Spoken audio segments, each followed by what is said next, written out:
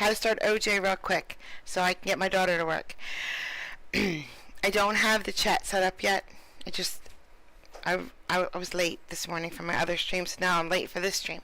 So I'll set up chat as soon as I get back. I'm going to start OJ. I'm going to take my daughter to work. But don't worry, I'm going to stay around at least for a minute. So make sure we have things like, sound. Sound is good. Here we go. The speed is correct. Don't worry. Oh, there's my doggy.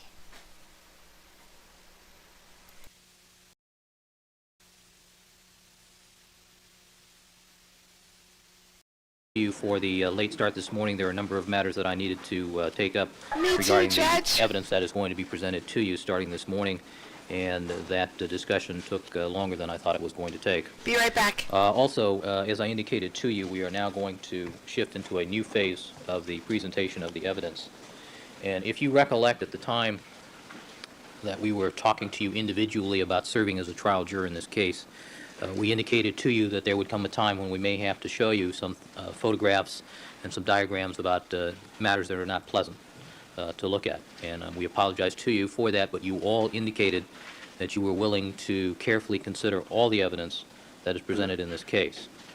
If at any time during the presentation of this evidence you feel unusually uncomfortable, or if you need to take a break, feel free to let me know. All right. Mr. Kelberg, do you want to introduce yourself? I'd be delighted, Your Honor.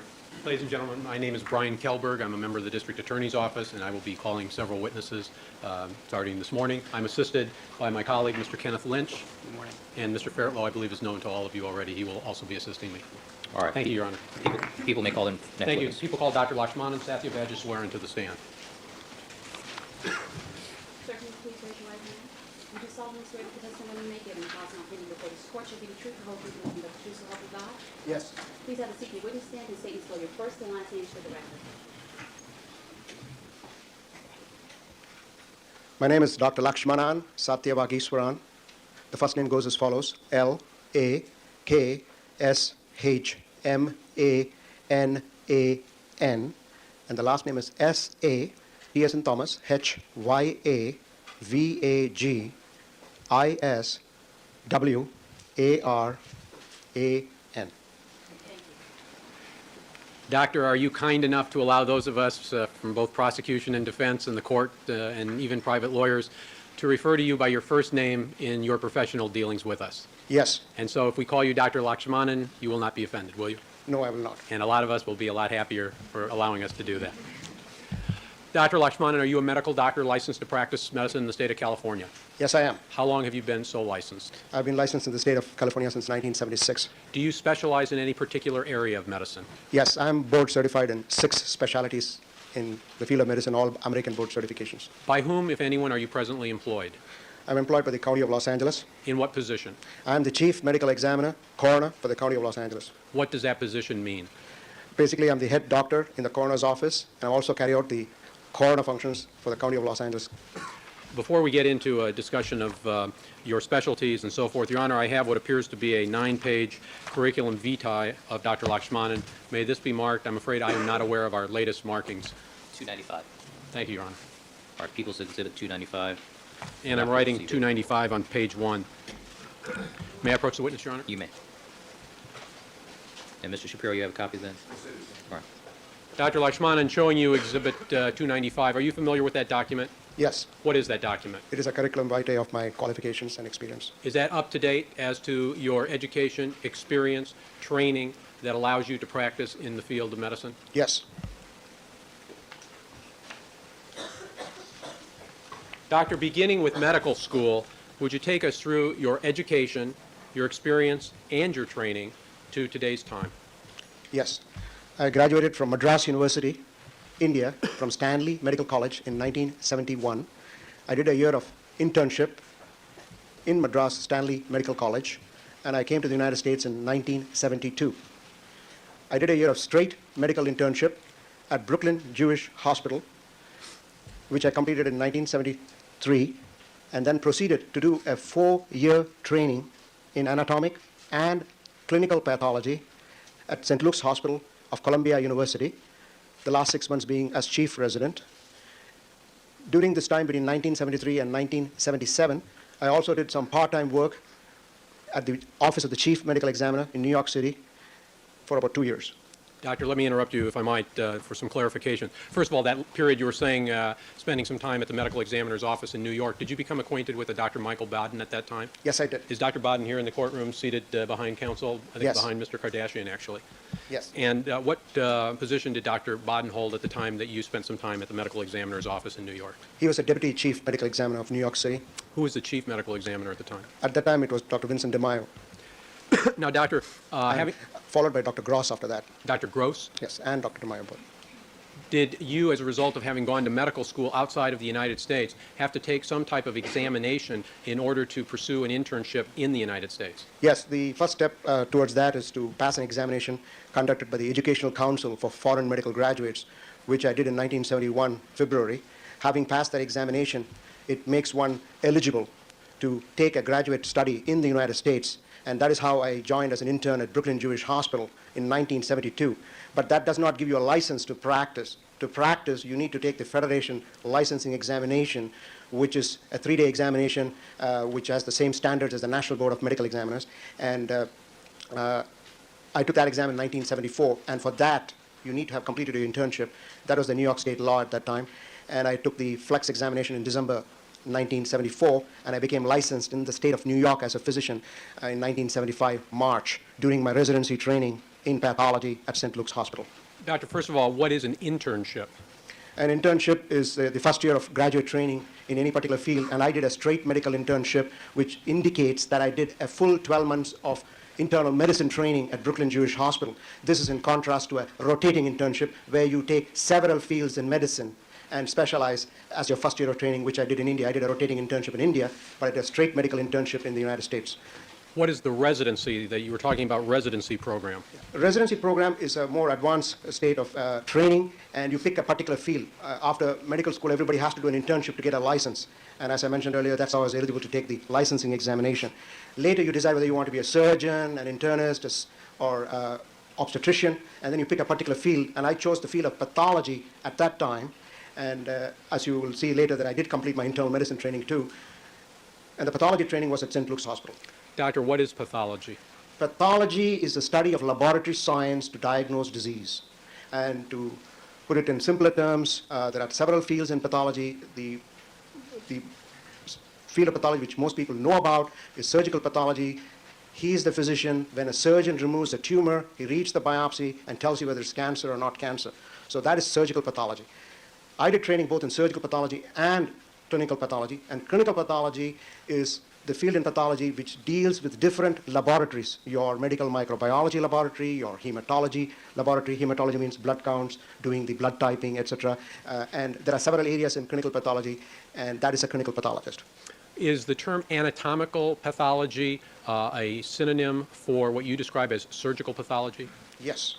Now, doctor, in that residency that you did, are you doing exclusively a rotation in pathology? Yes, in these two specialties in pathology. And this was a 4-year residency? Yes. Take us through what responsibilities you gain from when you first start the residency through the 4th year of the residency. Basically, you learn how to do autopsies on people who die from natural diseases. You learn how to process surgical specimens. That is, a surgeon sometimes removes a breast or a colon, and you learn how to process those specimens, and microscopic studies are done on those specimens to render a diagnosis. There is also a phase in that training wherein you go to the operating room, wherein they give you a piece of tissue and you do a frozen section, which is basically using certain chemicals. You do a temporary freezing of the tissue and study it microscopically, and this is commonly done as part of your training, so that the surgeon can decide whether to remove a whole organ or not. For example, in breast biopsy, you may have a lump.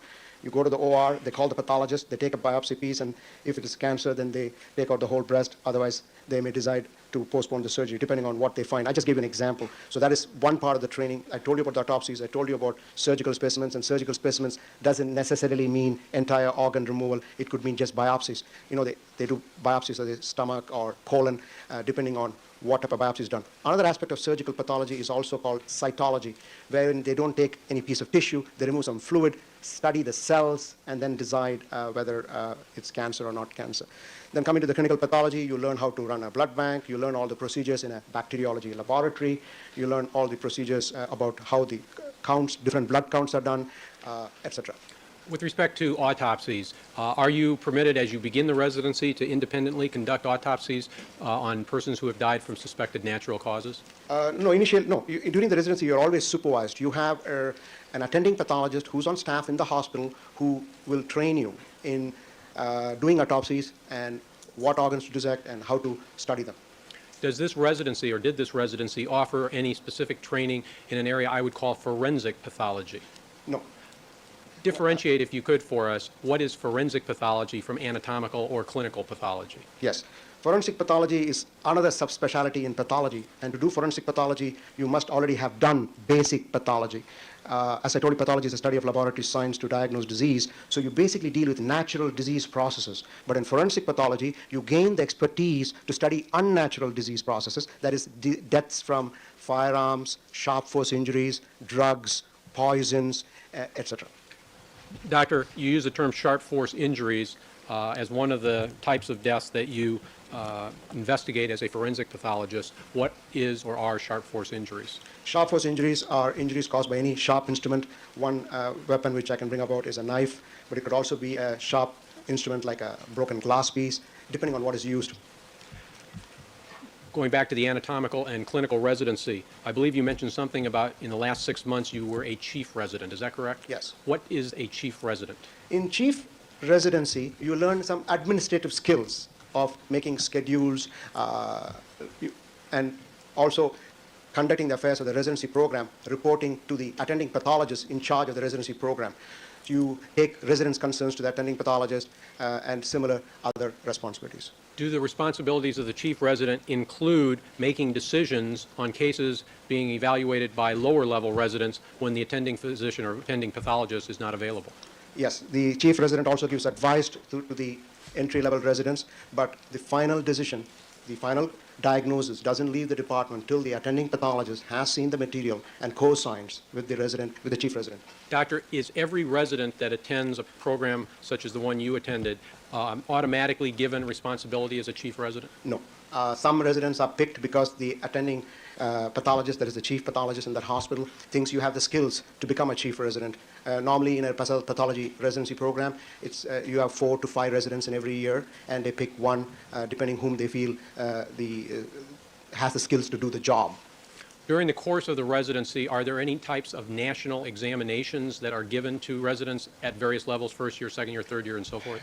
Not at the time I did the residency, but right now they do have in-service examinations in other specialities. When I did my residency, all I took was the board examinations at the conclusion of the residency. I took my board examinations by the American Board of Pathology in anatomic and clinical pathology in November of 1977.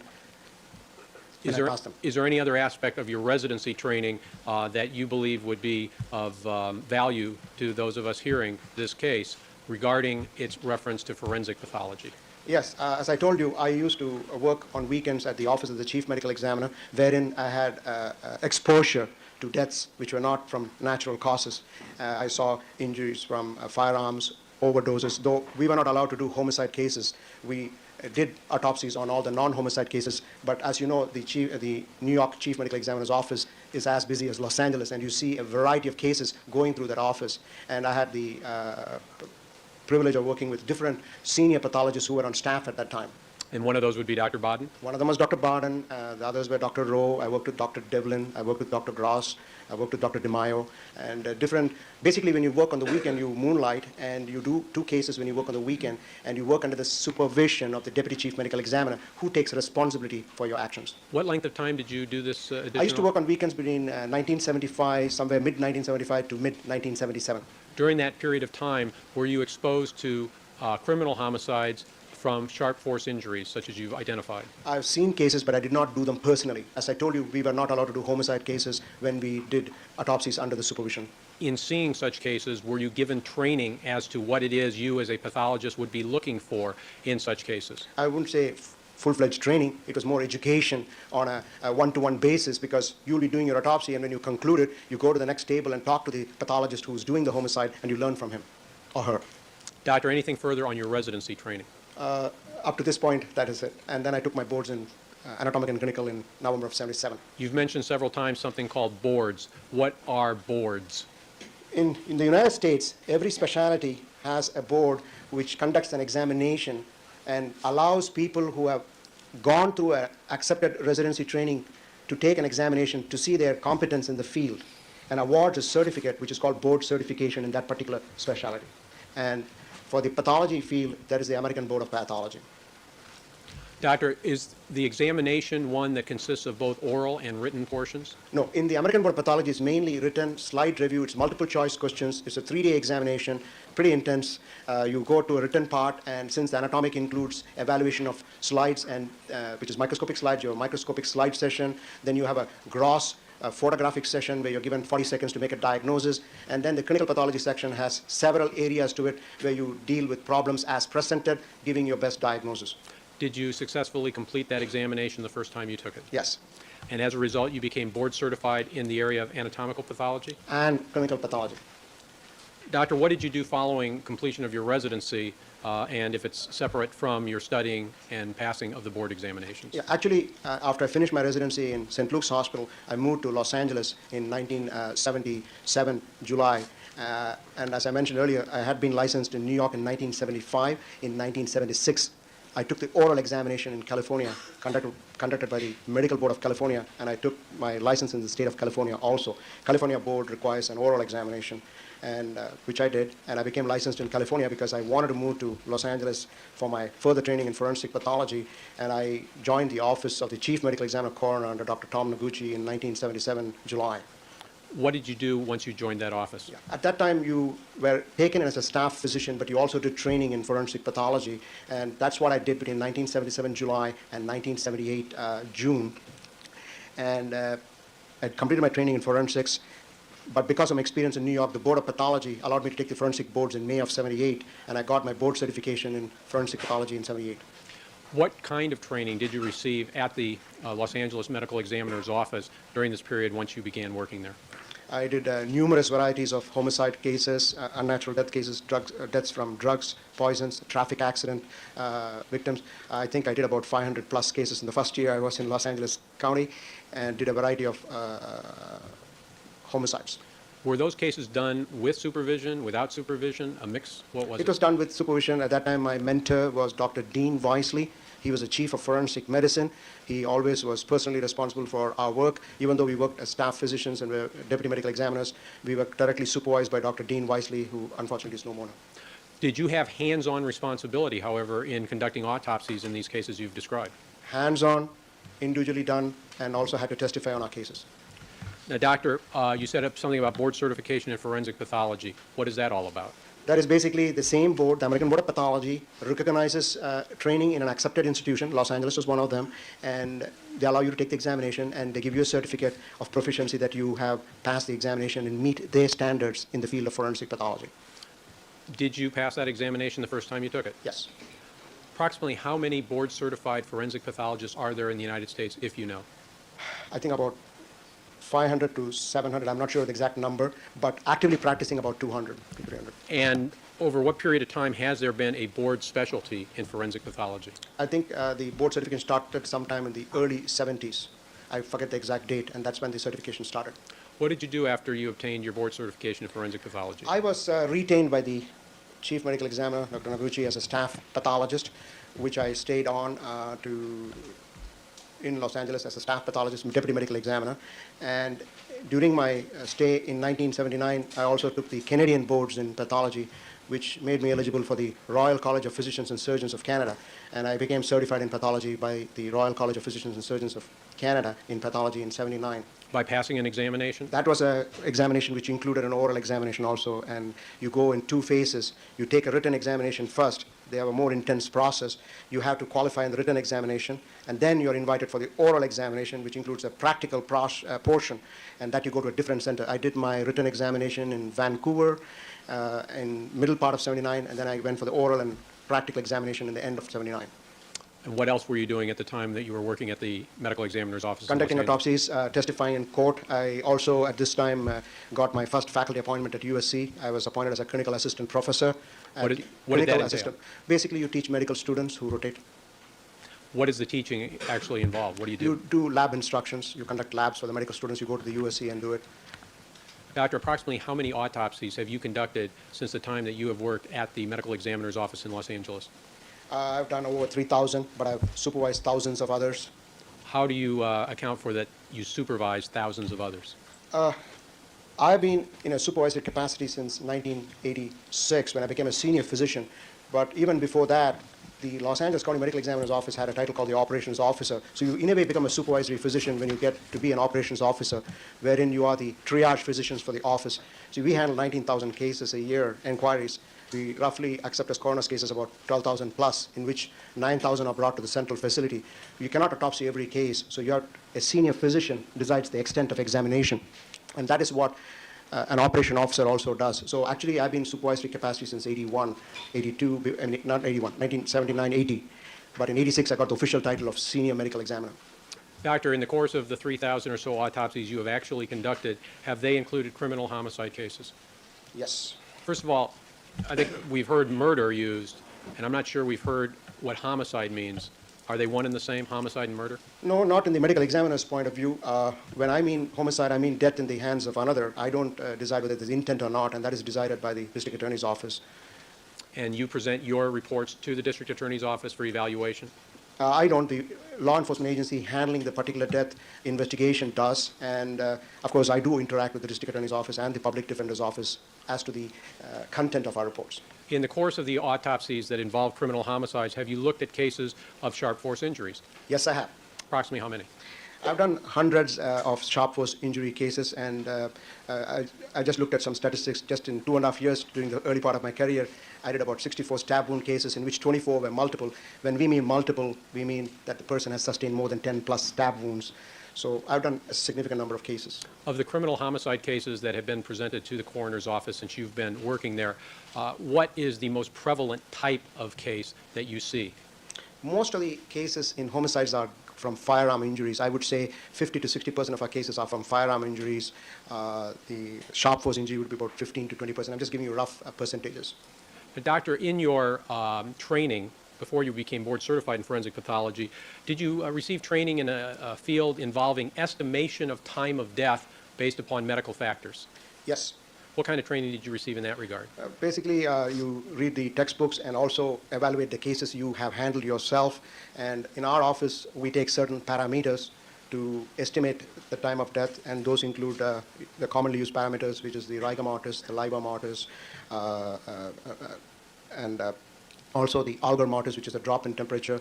There are other parameters available, but these are the common parameters used in our office, and our investigator collects this data, and based on the cases you do perform autopsies on, you review the data which is available and try and come to an estimated range based on knowledge from your reading and experience. And my experience is that I've been taught by Dr. Wisely and other senior pathologists in the department, and we try to come to some estimations. It's only an estimated range as far as time of death. It's an imprecise, you can only give an estimate.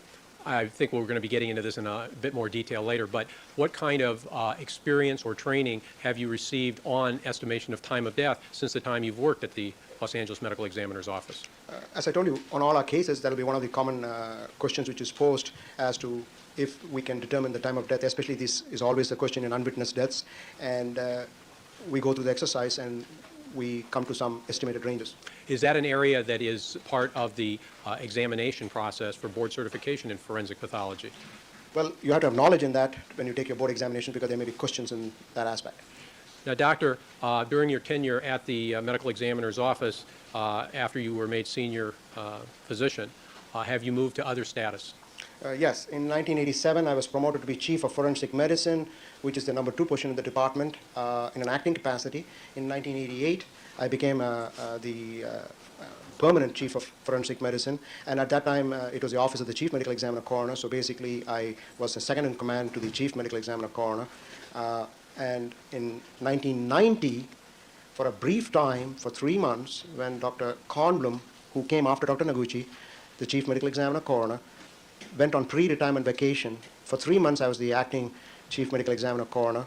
And in 1990, I went back to being chief of medicine because Dr. Kogan, one of my colleagues, got the acting chief medical examiner coroner. So I was, That he has worked there, in fact, since 1981? yes. In your position as chief medical examiner, are you familiar with approximately how many autopsies he has performed in the course of the time he has been with your office? I think over 5,000 plus. Doctor, do you consider Dr. Golden to be a personal friend of yours? Yes, he's also a colleague. As you sit here today, how do you feel about testifying in this case? Overruled. You may answer.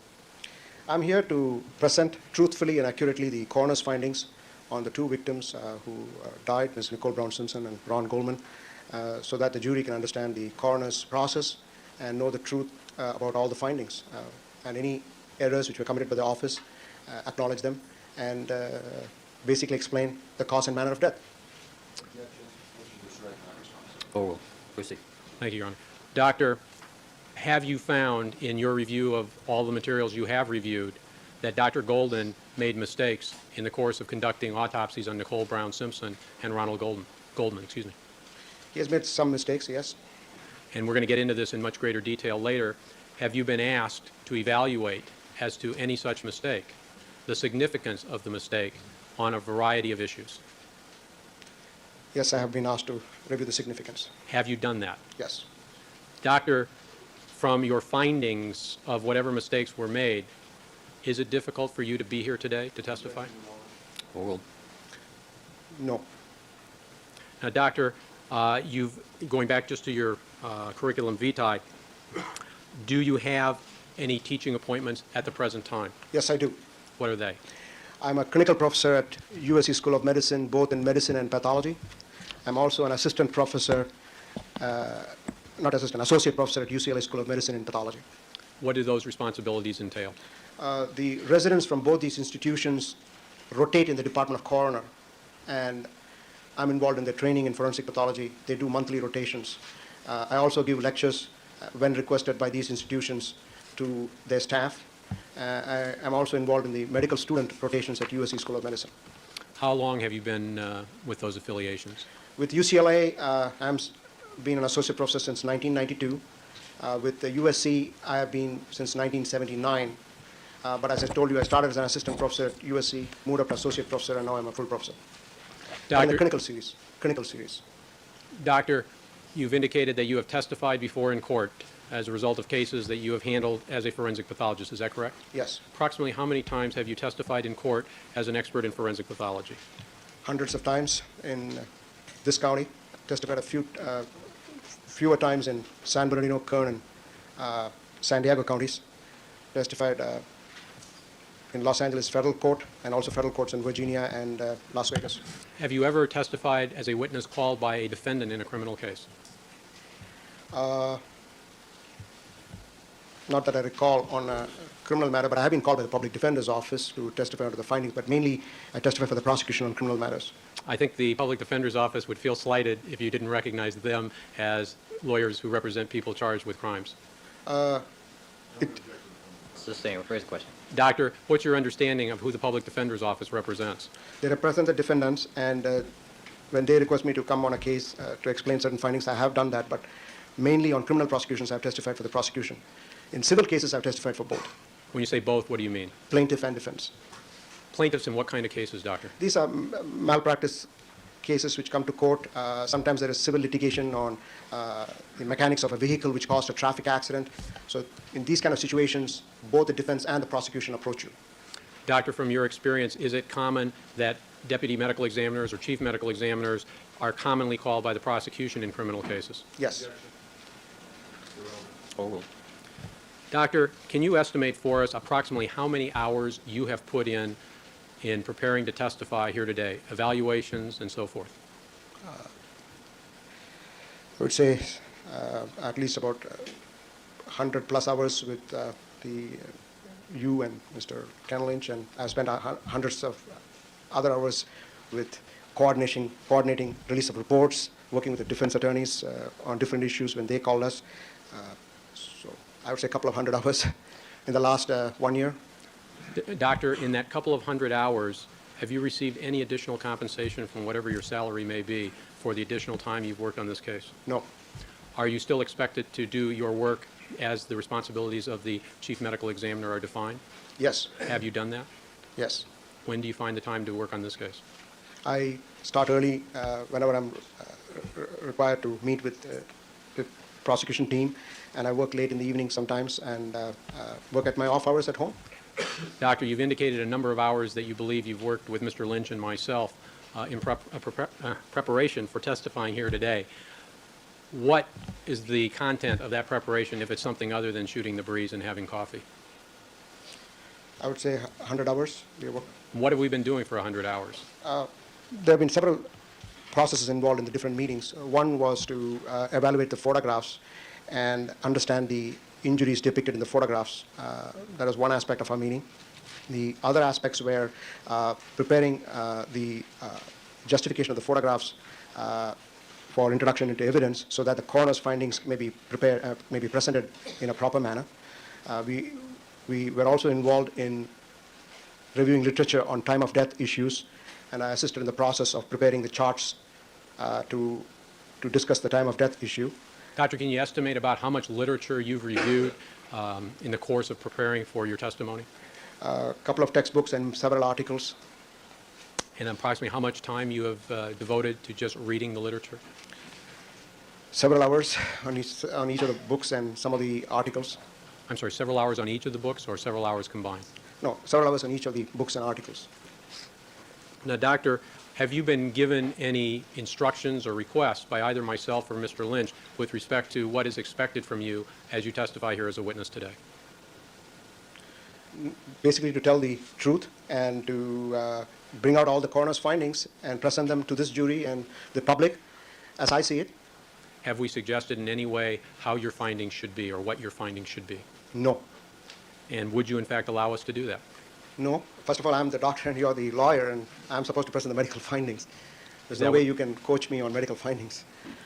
Have we tried to coach you in any way? No.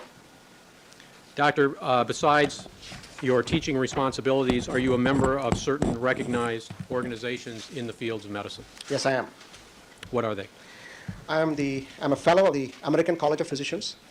I'm a fellow at the College of American Pathologists. I'm a fellow in the Royal College of Physicians and Surgeons of Canada in the Division of Medicine. I am a member of the Infectious Disease Society of America. I'm a fellow of the American Academy of Forensic Sciences. I'm a member in the National Association of Medical Examiners. I'm a member of the Los Angeles Society of Pathologists.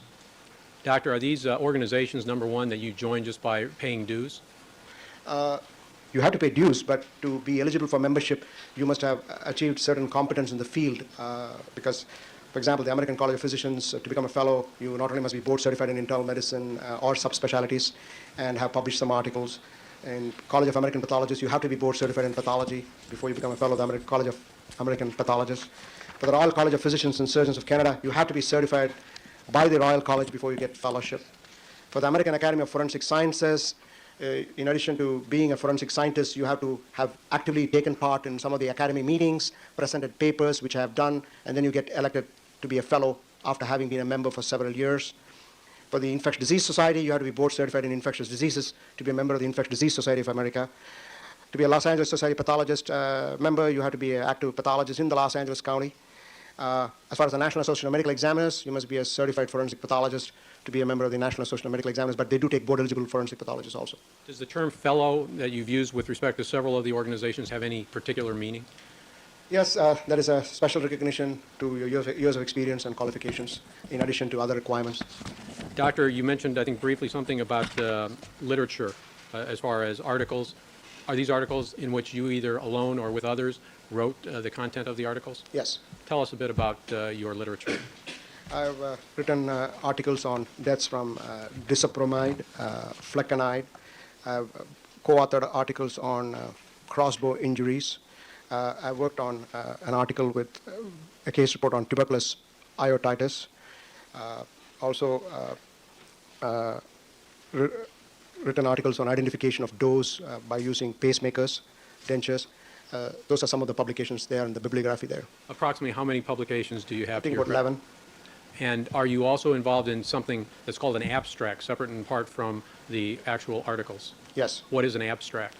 Abstract is you present a paper in a national meeting, and you present a particular topic to an audience, and that gets published in that meeting handout. And it also includes a presentation of posters, which would picking a particular topic and demonstrating it in the form of a poster. And I've done Can you about explain that a little bit? What do you mean by demonstrating on a poster? if let's say you're doing sex determination by pubic remains, you take different photographs from different victims, the pubic symphysis region, and demonstrate what are the features which help you to identify a person from those features. And that'll be one kind of poster presentation. The other poster presentation could be on any other topic, the way you want to present it. It could be photographic or literature searches, documenting and supporting the evidence you want to present. Approximately how many abstracts have you been involved with? I think at least nearly 24, and I have the exact number here. Do you have a copy of the curriculum vitae that we've previously marked as Exhibit 295? Yes, and That'll allow you to refresh your memory as to the exact number? yes. Please do so. Publications were 11, as I mentioned, and abstracts and poster presentations were 20. Doctor, is there anything else that you would like to bring to our attention dealing with your education, your experience, your training, which allows you to practice in the area of forensic pathology? Well, I think I covered everything I wanted to say. Now, Doctor, I'd like to move to a completely different topic. On June 13th, 1994, did you learn that there were 2 criminal homicide cases presented at your office involving Nicole Brown Simpson and Ronald Goldman? Yes, Have you prepared, at your direction, photographs which will show us the process that is followed with respect to those 2 bodies or any other bodies that are suspected criminal homicides from the time they arrive at your office through the time of autopsy? yes. Before we start with the photographs, would you please define for us what is an autopsy? An autopsy is examination of a human body with the sole purpose of determining the cause and manner of death, and also diagnosing the disease processes the person may or may not have had. This includes an external examination of the body, and in a forensic autopsy, you look for identifying characteristics like scars, tattoos.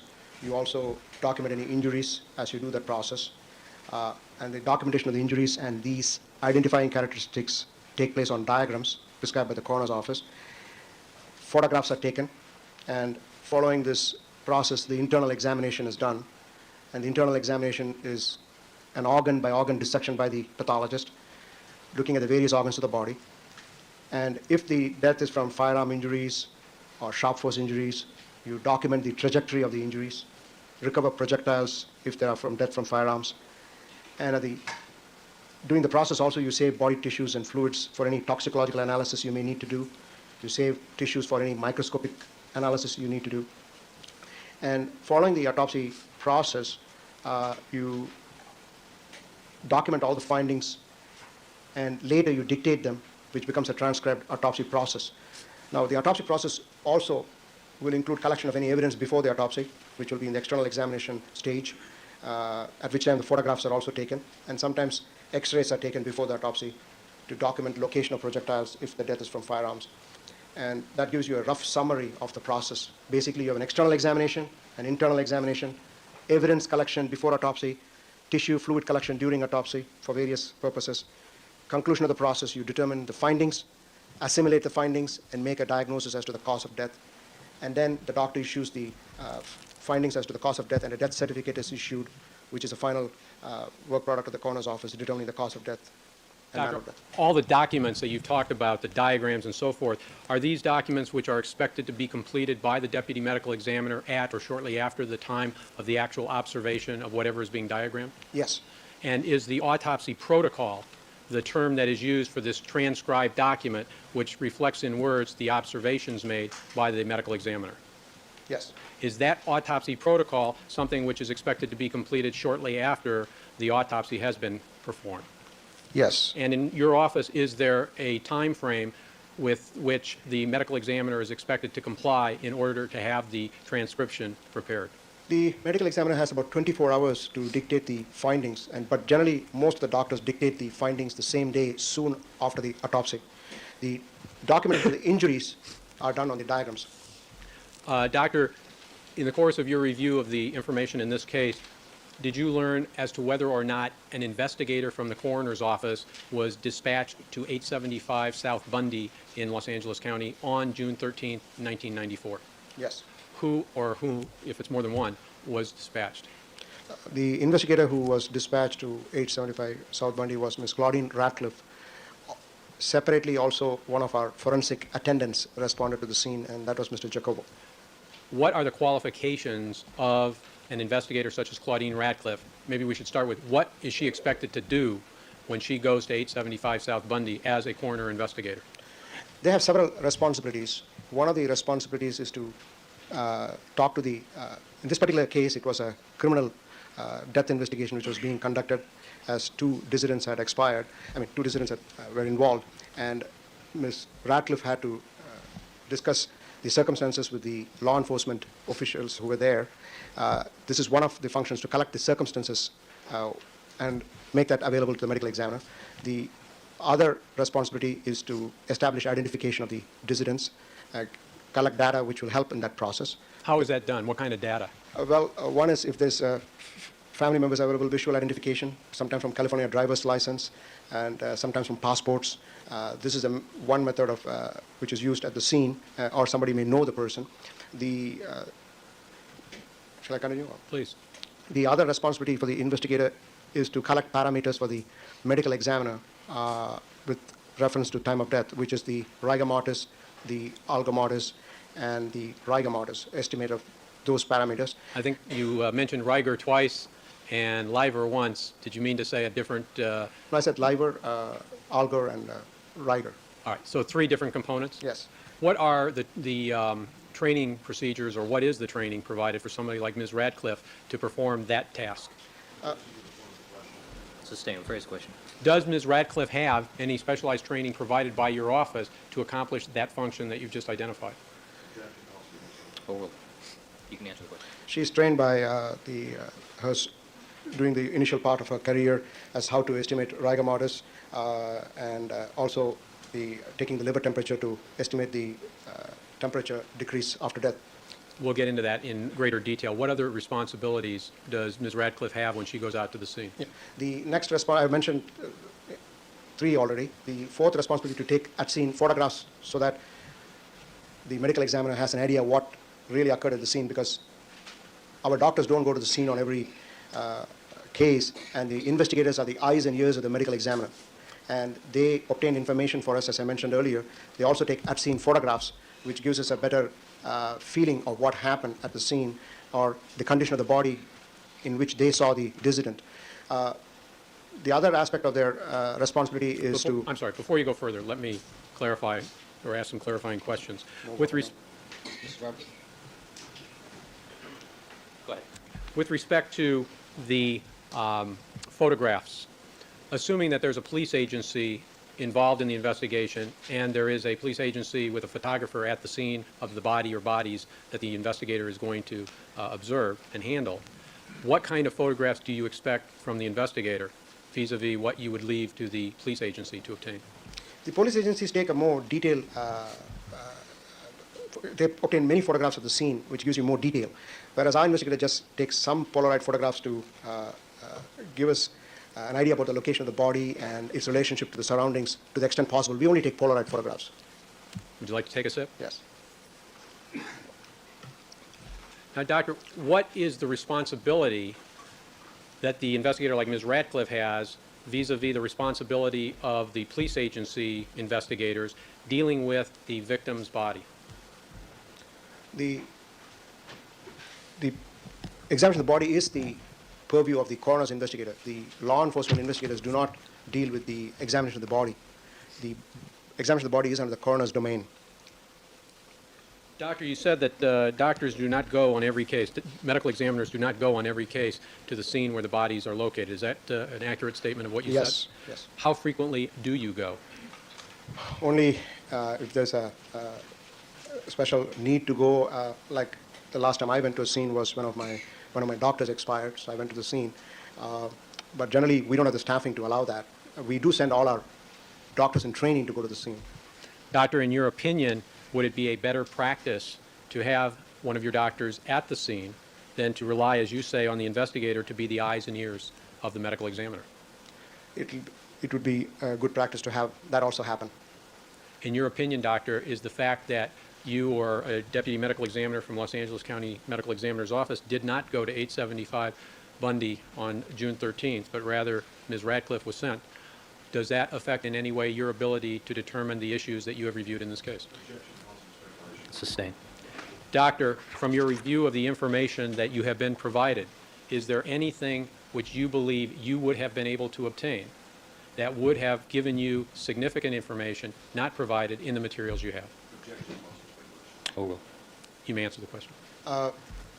It would have been nice for one of our doctors to go to the scene, but I don't think we lack any other information we need to provide the opinion we need to provide. Why is that, doctor? Because the different objectives you try to meet when you go to the scene is being met by our coroner's investigator, who's pretty well trained to obtain that information.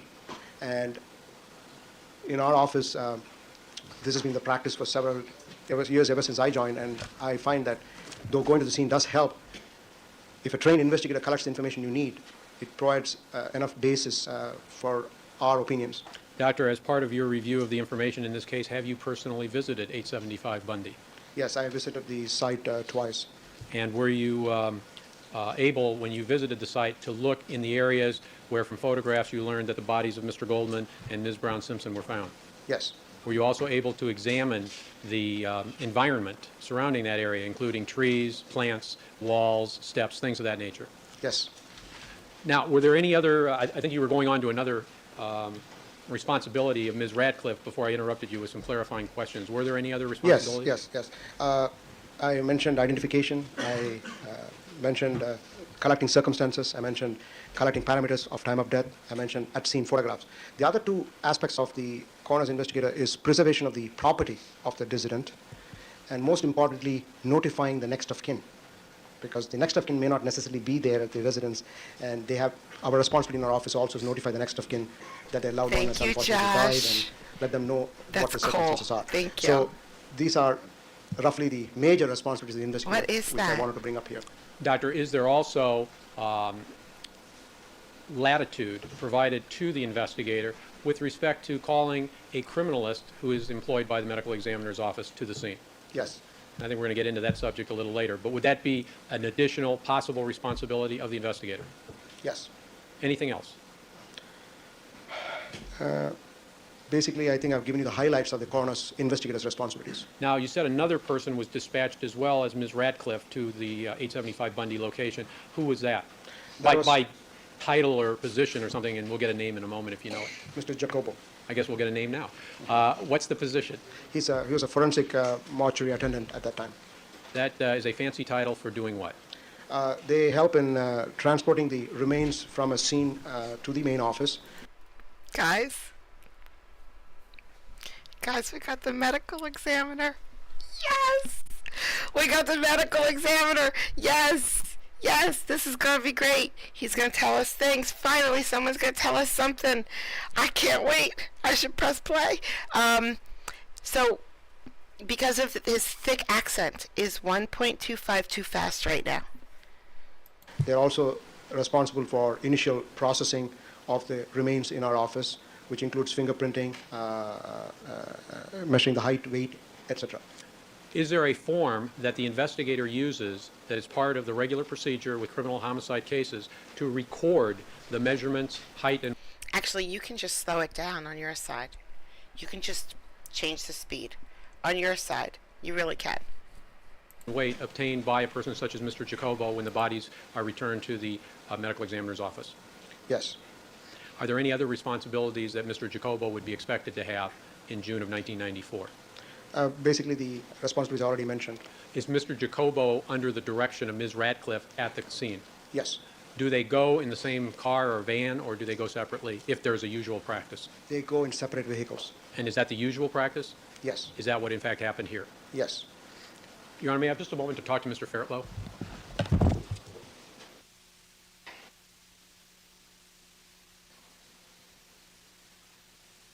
Thank you, Your Honor. Your Honor, I believe at this time we do have some photographs taken at the direction of Dr. Lakshmanan, which are on the laser disc, as Mr. Fairtlow confirms for me.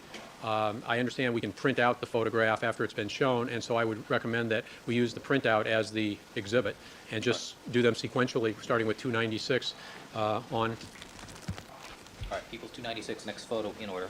photo 06, please. Doctor, what are we looking at in this particular photo, which will be exhibit 296? You're looking at a coroner's van, side view. Without, This would be the vehicle which Mr. Jacobo would have taken to the scene to bring back the dissidents back to the office. Doctor, I don't think we want to have to send you to a chiropractor. I don't know if there's a more readily seen screen. Yes, You- Doctor, right this to your, was- yeah. to your right, Doctor. There should be a, to your right. The other right, Doctor. There you go, right there. Mr. Calvin, Thank you, Your Honor. you're welcome. Doctor, is this the actual vehicle or just a representative sample? This is the actual vehicle, not the actual vehicle, one of the vehicles. But as far as shape and design, is this basically the type of vehicle that Mr. Jacobo took? Yes. Where is this van parked in this photograph, 296? This is parked in the garage area of the coroner's office. I think you may have to swing the microphone. Yes. Thank you, Doctor. It's parked in the garage area of the coroner's office. And what is the process that is expected to take place at that location when the bodies are brought back?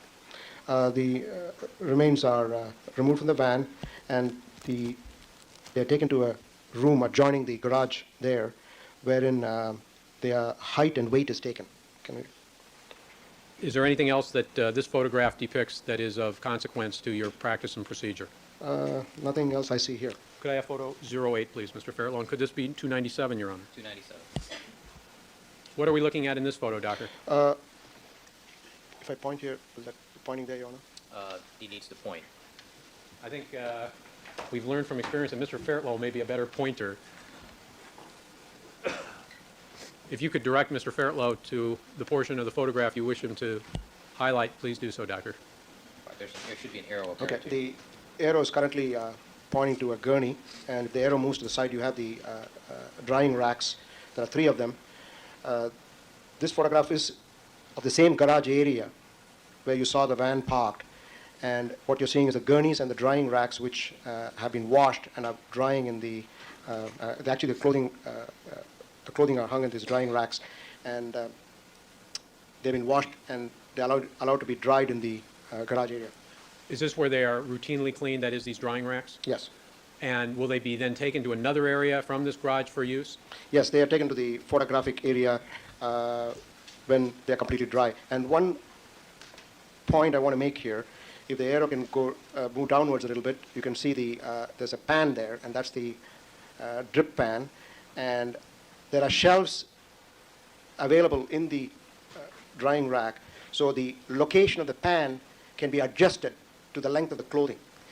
And the other point I want to make is the drying pan is also turned here so that any material, any remaining water will be completely dry before the rack is taken back inside, at which point the pan will be turned upside down so that it would really serve the pan purpose. Or perhaps right side up? Yes. Is it accurate to say that this is upside down from how the pan appears when it's being used? Yes. Why do you have a pan? So that any material which is dripping from the clothing can also be collected if necessary. And why do you need to adjust the level of the pan? Because you have different lengths of clothing. Sometimes you may have a jacket which is longer, and depending on the length of the clothing, you can adjust the level of the pan. In a criminal homicide case at your office, Doctor, how many different cases are at the same time placed in one of these drying racks? Usually only one clothing from one particular case is placed in the drying rack, Why do you do that? so that we can separate each person's clothing, and number one, and also for purposes of evidentiary preservation. You said usually. Does that indicate that sometimes that is not the case? In rare, not rare, sometimes when we have an increased number of homicide cases and we only have certain number of racks available, then the pan and the same drying rack will be Sleep used is for 2 awesome. dissidents. With the, see, when you turn the pan upside down, there's also a hanger space available. Underneath the pan? It's actually in the photograph you see it above the pan. but when you turn the pan, it'll serve as a drying hanger rack. Is where the arrow, Mr. Fairlow has the arrow now, is Yes, that? yes. And so if you have two cases, sometimes we do use the same drying rack for two cases, but that's not a normal procedure. From your review of the materials in this case, was the clothing of each of the decedents, Nicole Brown Simpson and Mr. Goldman, placed in a separate drying rack? Yes. Now, doctor, what are these gurneys that are also in this photograph used for? They are the gurneys on which the remains are placed in the office for purpose of examination, autopsy, and storage till they are released. And is a gurney like this used to remove the body of, for example, Mr. Goldman from the van that we've seen in the earlier photo? Yes. And take it somewhere? Yes, I said it goes to the next adjoining room. If we could have Mr. Fairlow 09, please.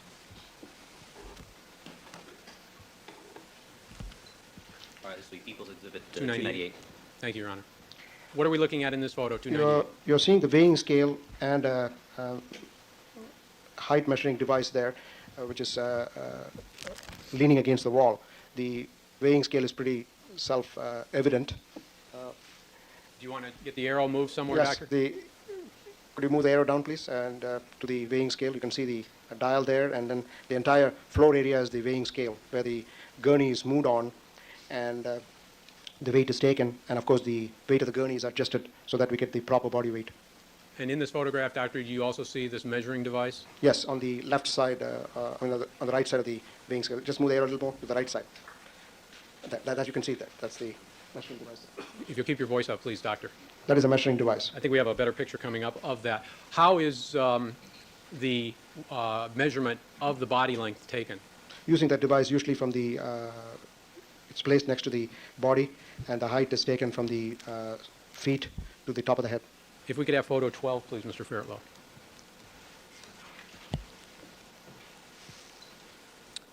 And I think the arrow is in a pretty appropriate location. There's something in front of the scale. Doctor, what is that? That is the measuring device I mentioned earlier to take the height. Now, doctor, is there a specific numbered form on which this information is to be placed as a part of the official record of the coroner's office for Nicole Brown Simpson and a separate one for Ronald Goldman? Yes, they place it on the Form 1 of the investigator's report. It's also recorded in the fingerprint cards. Mr. Farrell. Your Honor, we have a document that's going to go up. May this be marked as, I believe exhibit, it might be appropriate as 298A. 298A. Yes. Have you shown that to Mr. Shapiro? They've seen them all. It's the Form 1. All right, proceed. Thank you.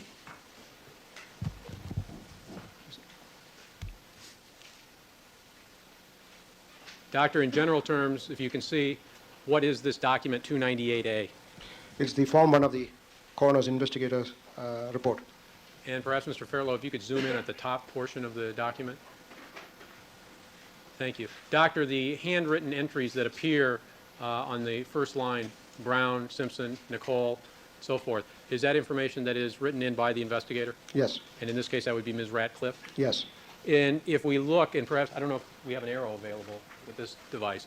Doctor, is there a place on the form that's visible now to reflect the height and weight obtained from Ms. Brown Simpson? Yeah, the arrow is just below the weight, and if you move the arrow a little more to the just left of it, the other side, the right.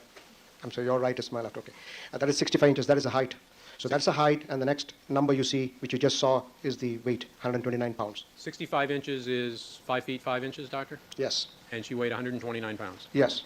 And the other information in general terms, if we could back up just a bit, Mr. Fairlow, to show the document in fuller form.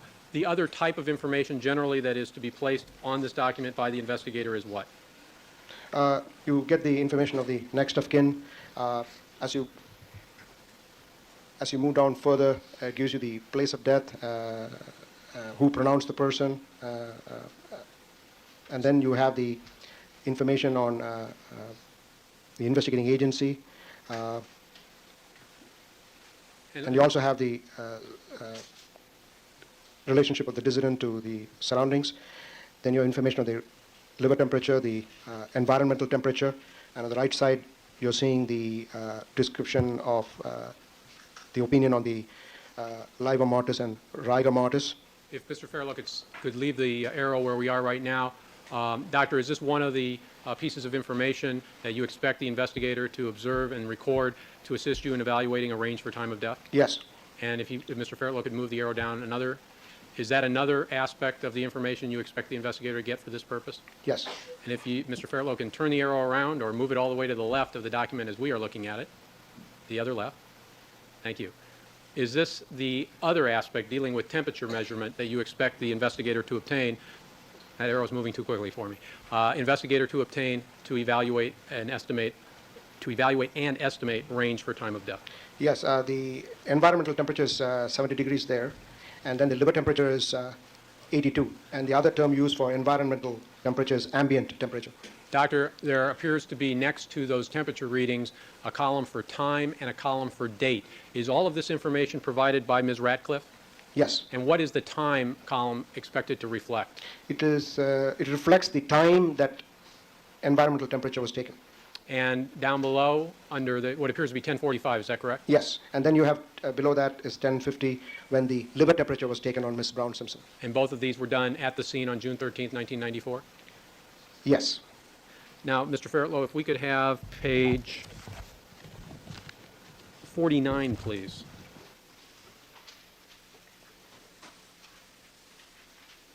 May we have just a moment with Mr. Fairlow?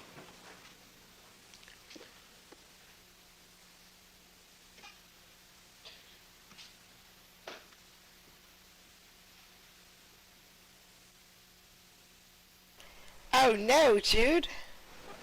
Your Honor, Hijacked. these documents appear to contain What? addresses and That's phone crazy. numbers regarding next of kin and so forth, and Ms. Clark has quite appropriately informed me of this, and I'm not certain that's information that should be a matter of public record. We are attempting to, All right, do you have anything else you can do to move on? Because we have about 3 or 4 minutes left in our... this was going to be basic, my understanding was the court was going to conclude at 12. I think if Mr. Fairlow could just actually, he's got tape and measure ready, so I think we're going to be able to do it. My only concern, Your Honor, is in the printed Exhibit 298A, I would ask, We can go back and reconstruct that. Thank I'm sure you. there'll be no objection. All right. Proceed. thank you. Now, Doctor, looking at the form that's up here now, Your Honor, may this be marked as 298B as in boy? 298B. Is this basically the same form? We need another quick modification.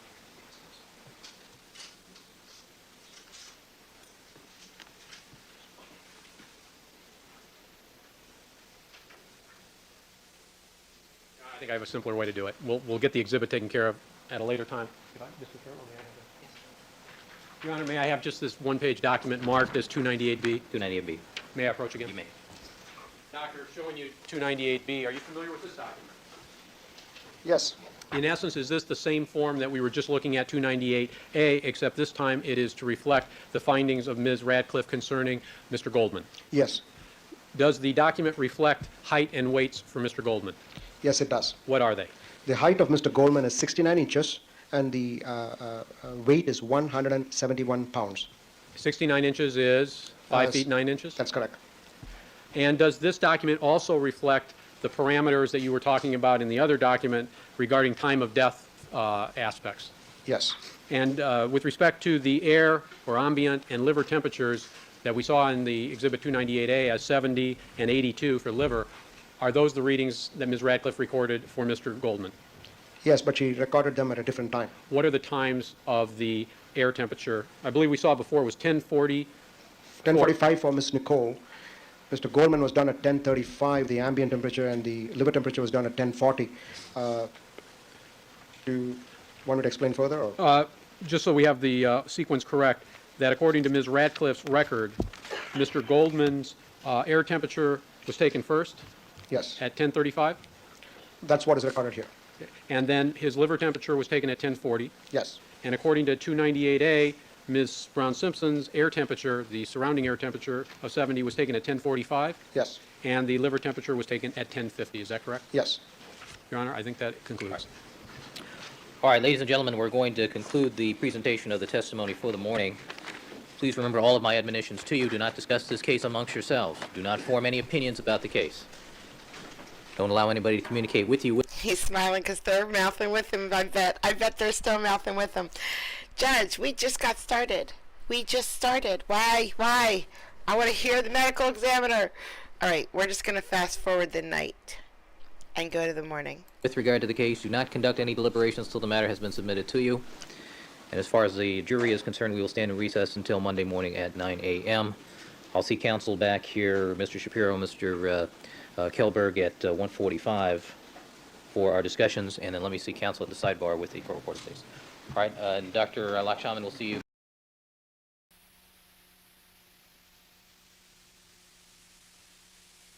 Come on, Judge. Come on, bring it on.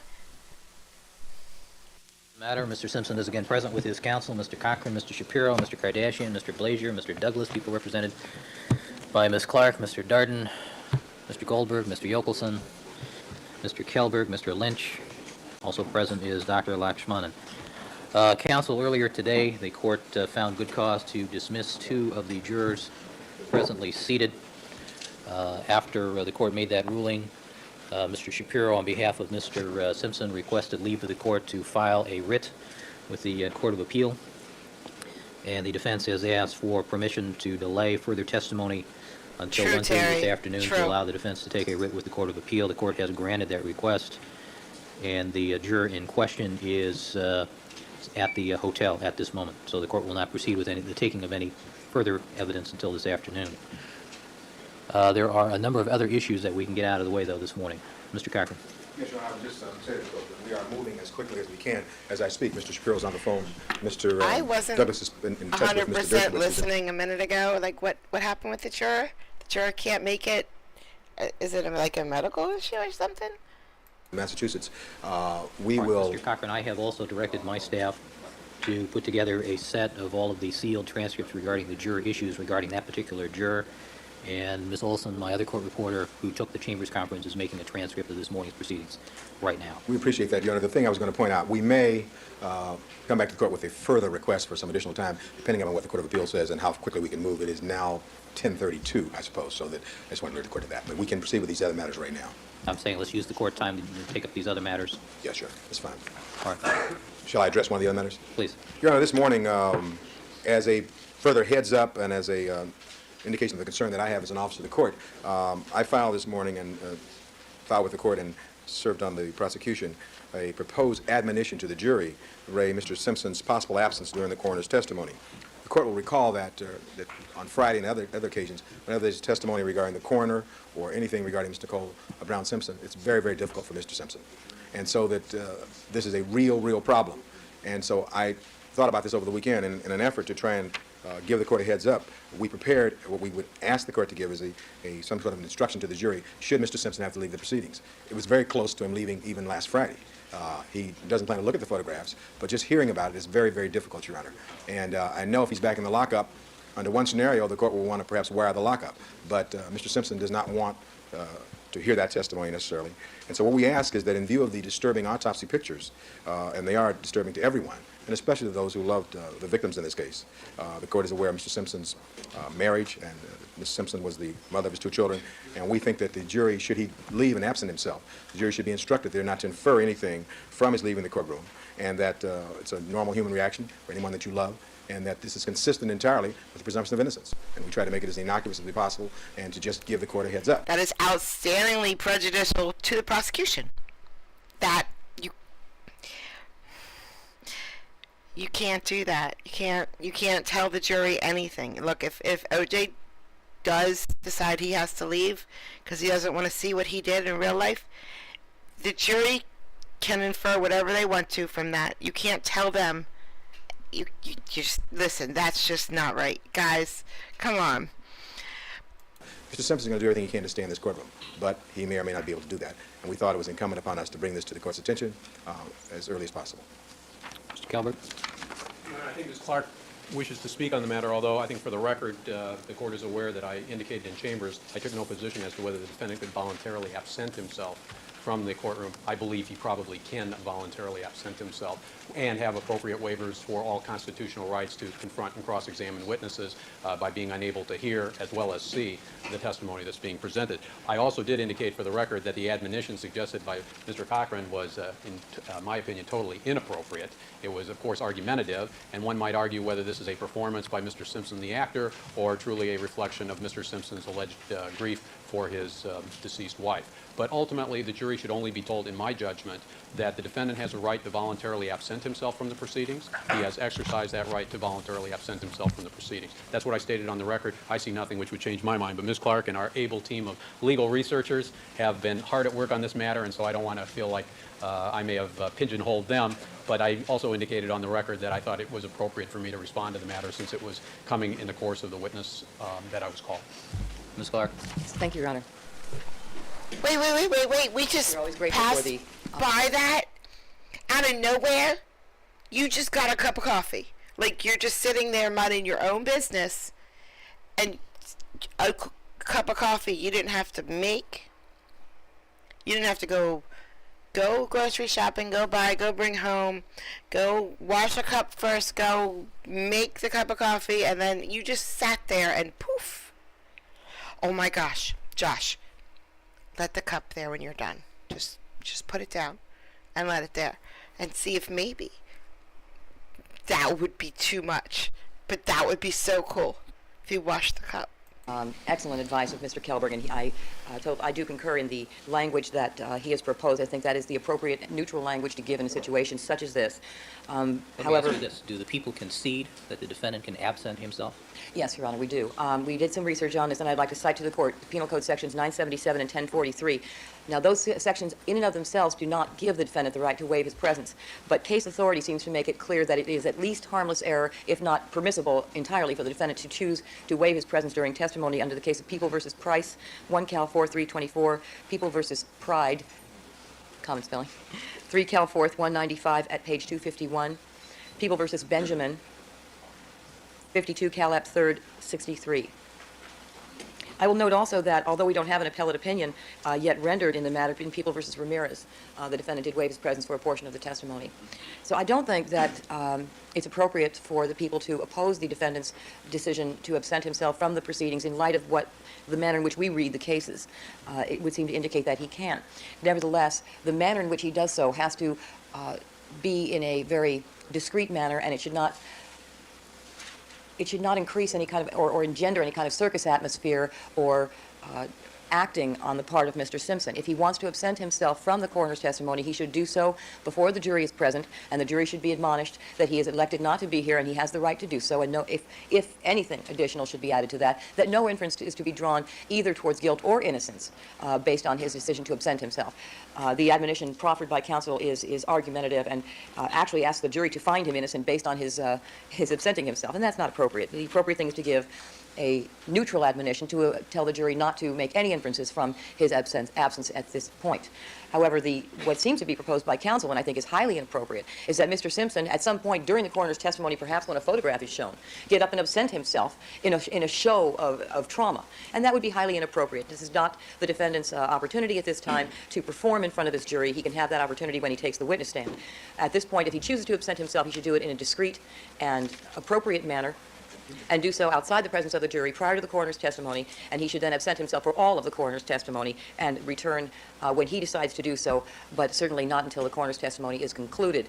In that manner, the court will ensure that the proceedings are respectful and do not turn into a circus sideshow for maudlin displays by the defendant, and that he can preserve his right, exercise his right to be absent in the appropriate manner that shows proper respect for these proceedings.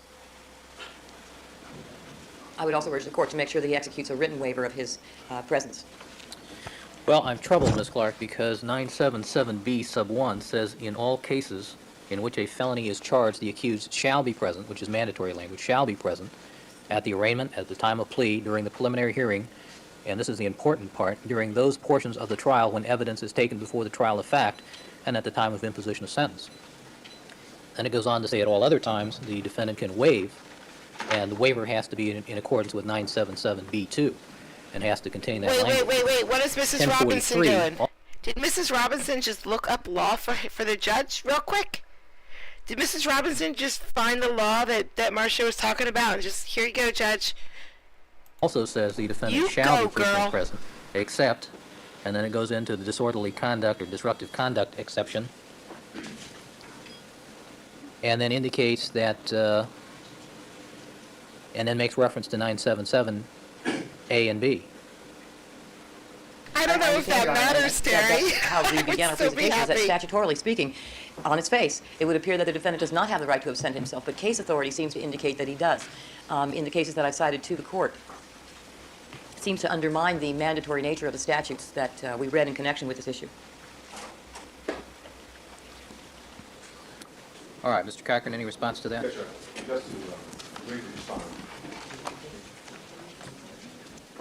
Just to briefly respond to what counsel has indicated, this idea of some maudlin display is just, it's foreign to me. In fact, we're the ones who brought this matter up, Your Honor. This is not any act by Mr. Simpson, and we take this matter very seriously. Oh, bullshit. We're the ones who are bringing this matter up to the court's attention. We're the ones who are saying that there's a great likelihood he will have to absent himself. We expect to do that in an appropriate fashion. That's why I'm bringing it up. I previously had conversations with the deputy in this court, and it was a heads up for this particular court. As regards the instruction, it's exactly what we're saying. Oh, no. They pre-planned this. This is why they brought it up. He didn't just have a hard time sitting in his seat and then, they get up and try to speak to the judge. No, they're pre-planning this. They're pre-planning this entire show. And they're making it so that OJ can perform when he wants to without the judge interfering in front of the jury. Ms. Clark says we're trying to instruct the jury to find him innocent. All we're asking the court to instruct the jury is that they are not to infer anything from the fact that Mr. Simpson had to leave the courtroom or left the courtroom when these pictures were described. And that's a normal human reaction, and it's certainly consistent with someone being innocent. And so that, we're not trying to be argumentative. We're trying to handle this in a professional manner. We're the ones who brought it up, and we think that he has an absolute right to do that. Yeah, Check it was with him part of further. your game. He does not want to, if he leaves, does not want to hear that testimony in the lockup, and will return at the appropriate time with letting counsel know, and then I'll let the court know. And that's all we propose to do in this matter, Your Honor. All right. Ms. Clark, what is the page cite on the Pride case?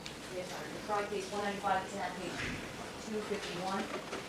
And All right. How about the Price at 1 Cal 4th? Price 1 Cal 4 324 at page 404, 405. Benjamin at page 76, 77.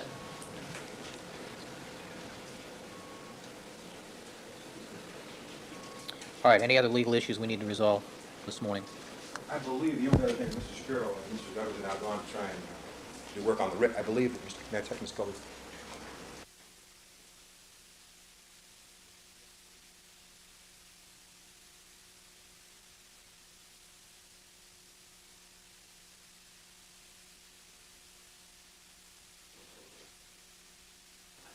Punch him in the throat. Punch him. He's right there. Punch him. There's an issue that regarding the positioning of the photographs, and I'm not sure that's been totally resolved, but we can do that this afternoon. I know that they were moved around, but I think Mr. Shapiro was involved back in chambers with us at that point. I think we moved it around. The court was out here to, I think, get some observation of the various available positions. And we believe we have what is a reasonable location that will give the jurors as good a view of the photos as they can get from their seats, and give as bad a view, if there is any view at all, of the photos to anyone who is not a member of the jury or involved in the case. I love this lawyer. To allow Mr. Shapiro to see those photographs before we make that final ruling. The last thing that we discussed earlier, Your Honor, is one of scheduling, and I've shared this with the people. As members of the defense team, Mr. Shapiro is still here, in fact. As members of the defense team have moved in and out, Mr. Scheck has now returned to New York, and I'd indicated to them when they got to further DNA evidence, I discussed with Ms. Clark, that we'll need some heads up and some additional time because they have to then return from the East. So we want to not have any downtime once we resolve this problem, and then I need some advance notice regarding the witnesses. All right. What's your proposed order of witnesses after Dr. Golden? We've had to accommodate some vacation schedules, Your Honor, and I think at this moment it's either going to be witnesses with respect to the shoes and the shoe prints, or it's going to be hair and trace. If it's shoes and shoe prints, it'll be that set of schedule of witnesses and then hair and trace. If it's not, and we can accommodate everybody's schedule, it'll be hair and trace immediately after that. And I need to talk to Mr. Bailey because I think hair and trace will be just 2 or 3 witnesses. And he will be available to talk, I think, as of Wednesday. Great, that's fine. And And we- I mean, we've agreed to tell counsel, we are cooperating in this, and I'm trying to be as accurate as I possibly can be with respect to when the witnesses will be coming up. And I will certainly give counsel as much lead time as we have to let them know, because I know they have to accommodate the schedule of their people in New York. Thank you very much, Counsel. And it is true, Your Honor. We want to try and have, each lawyer is going to handle different areas, meet with their opposite on the prosecution, and try to see if there's stipulations that can be entered into, and that we can at least approach from the standpoint of trying to save some time with this jury. So we're trying to do that. All right. Thank you. Your Honor, could I add one other matter on the scheduling aspect? Certainly. Dr. Lakshmanan indicated to me quite some time ago that he committed himself about 6 months ago to a seminar speaking engagement in Ventura on June 12th.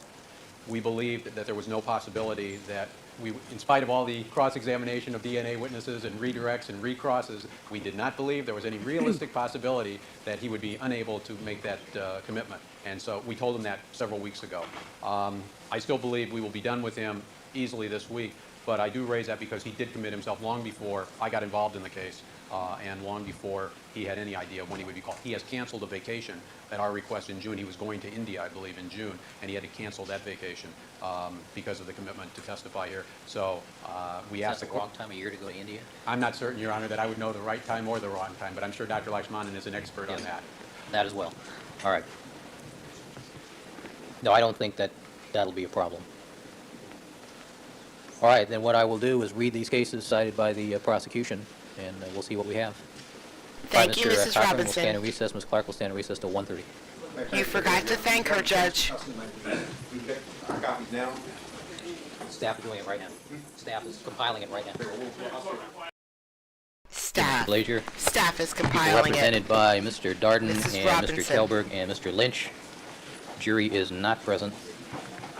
Morning, counsel. Anything we need to take up before we invite the jurors to join us? Yes, sir. One matter, of course. Good morning, Your Honor. Morning, Mr. Cochran. Your Honor, will recall that we had previously filed a motion with regard to the jury and whether or not certain jurors were targeted. I think that, given the recent circumstances, we would like to have that motion set for hearing. And I wanted to ask the court to set it as soon as possible. At least let's talk about some dates, given our upcoming schedule. All right. What would How about the afternoon, June 16th? Your Honor, that may I confer just a second, Your Honor? Sorry.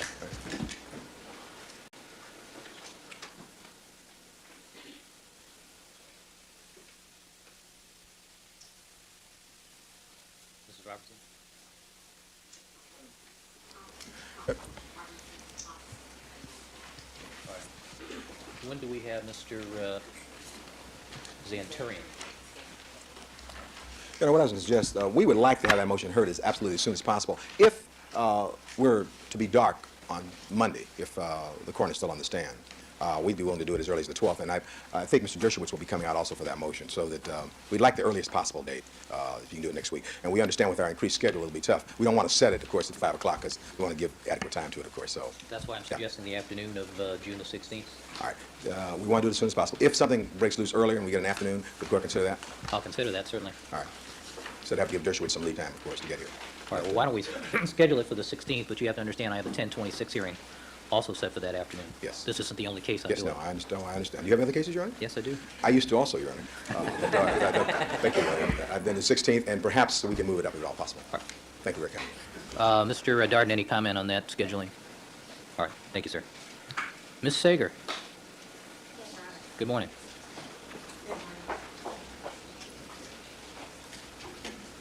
I apologize for taking up the court's time with what may or may not be an issue, but was unable to find out precisely what the court was intending to do with respect to the introduction and viewing of the autopsy photos. I understand that that procedure may occur today, and we were hearing from individuals through the prosecution's office that the photos will not be shown to the spectators in the courtroom and may or may not be made available for anyone to see. And obviously that was a great concern to my clients, who understandably feel that they have a right to see information that's being introduced into evidence, and that it's critical to them being able to accurately report on what the witnesses are testifying about. But don't you already have access to the complete coroner's protocol, the addenda, all the charts and all the descriptions? I mean, don't you already have that? We asked for and received, as Your Honor knows, a copy of the coroner's records, but not the photographs.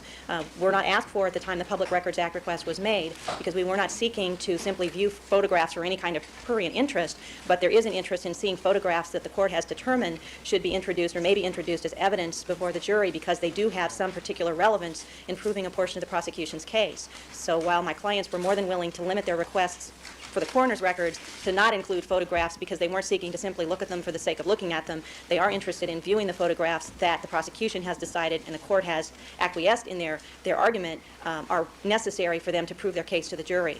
And those are the photographs, only the ones that are being introduced into evidence that are being shown to witnesses for testimony that the media feel that they have a right and indeed it's necessary for them to see in order to accurately report on what the witnesses are testifying about and the jury is seeing.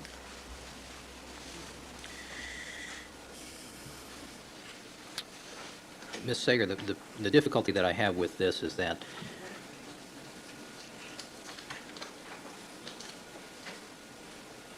I have to also take into consideration the feelings of the victims' families and what little dignity is left that we can accord to the victims themselves. And to display them publicly in such a manner is highly distasteful to me, personally. And I can understand that, Your Honor, and we're not asking for the opportunity to copy or reproduce or broadcast or otherwise show the photographs publicly. None of the clients I represent are asking for that. They're simply asking for an opportunity to view what the jury will see and must see, as I understand it, based on the court's order, in order for them to understand what the prosecution's evidence is in this case and to make a fair and just determination. And while I certainly understand the reluctance of the victims' families to see the photos and would not, I mean, they certainly can choose not to see the photos, and I understand the court's reluctance in having the photos disseminated beyond the courtroom and would not ask the court to do that. I do think that it is not only required as a matter of constitutional law, but is critical to the public's understanding of the case and of this court's decision that those photographs will be shown to the jury for the media to also see, or members of the public who are chosen to spectate in the courtroom, be also able to see the photographs, because that's critical to this court's determination. Obviously, the court would not have made a ruling on their admissibility without having looked at the photographs, nor could anyone evaluating the court's decision come to any conclusion about whether the jury should see the photographs, what impact that might have on the jury, whether the jury reaches a fair and just determination at the conclusion of these proceedings without seeing what the jury sees. But the only people who need to see it for that purpose are the Court of Appeal, would be the Court of Appeal. Well, I disagree, Your Honor. If that were the case, all proceedings could be closed, and the Court of Appeals could simply determine whether or not a trial had reached a just result. But that's not what the Supreme Court has said. It's said that the public has a right of access, and one of the reasons for that is so the public can feel that a fair result has been reached, so that they can understand what the proceedings are all about, and they can evaluate for themselves what the evidence is that the jury is seeing. But to follow that line of argument, then I should also display all the photographs that the prosecution has chosen not to offer, and the photographs that I've dictated should not be presented to the jury. No, Your Honor, I think there's an easy distinction to make there, because those photographs are something the jury will never see. The jury will never make a determination as to guilt or innocence based on material that's not before them. And while things that the court has excluded may well wind up being issues in the Court of Appeal or become part of the record in that, the fact that we're not asking to see photographs that the court has excluded, I don't think changes the public's right to see evidence that's actually introduced. And I'd remind the court that when this issue arose last summer in the preliminary hearing, and we asked to see certain crime scene photos, and at that point I don't think the autopsy photos were even introduced, but crime scene photos were, the court and the prosecution both took the same position, that there is a distinction when things are introduced as evidence at trial, it becomes a totally different issue. And at that point there is a public right of access that overcomes any interest in privacy or concerns that the court had at that time about allowing the press to even view the photographs. And the court explicitly said in its order at that time that the photographs that the court then said that the press was not able to view. Excuse me a second. Ms. Sager. That the photographs that the press at that time was not permitted to view would become public, and public for them to see and the public to see at the time they were introduced into evidence before the jury. How would you recommend I do this? Well, Your Honor, obviously the people that I represent would prefer that they be given contemporaneous access so that they could see the photographs while the witnesses were testifying. I understand that there may be concerns that the victims' families who want to be present may not want them shown in a way that they would have to see them. They obviously could choose to avert their eyes or to not be present in the courtroom when the photos are being shown, and I understand that issue has come up with respect to Mr. Simpson as well. The court could make other arrangements for the viewing of the photos, but if they're not to be shown contemporaneously, which I think is important so that people reporting on the case have the information that the witness and the jury has, then I'd ask that it be done at the earliest possible time after a particular photograph is introduced into evidence, and not simply wait until the end of the proceedings or the end of a witness's testimony. Well, the problem is the procedure normally followed in criminal prosecutions is at the conclusion of the prosecution's case, they will offer into evidence the exhibits that they have marked for identification purposes. I think we perhaps have only, out of the 200 or so prosecution exhibits that have been marked so far, I think only maybe 5 have been offered into evidence at this point. So by your definition, then these will not be in evidence.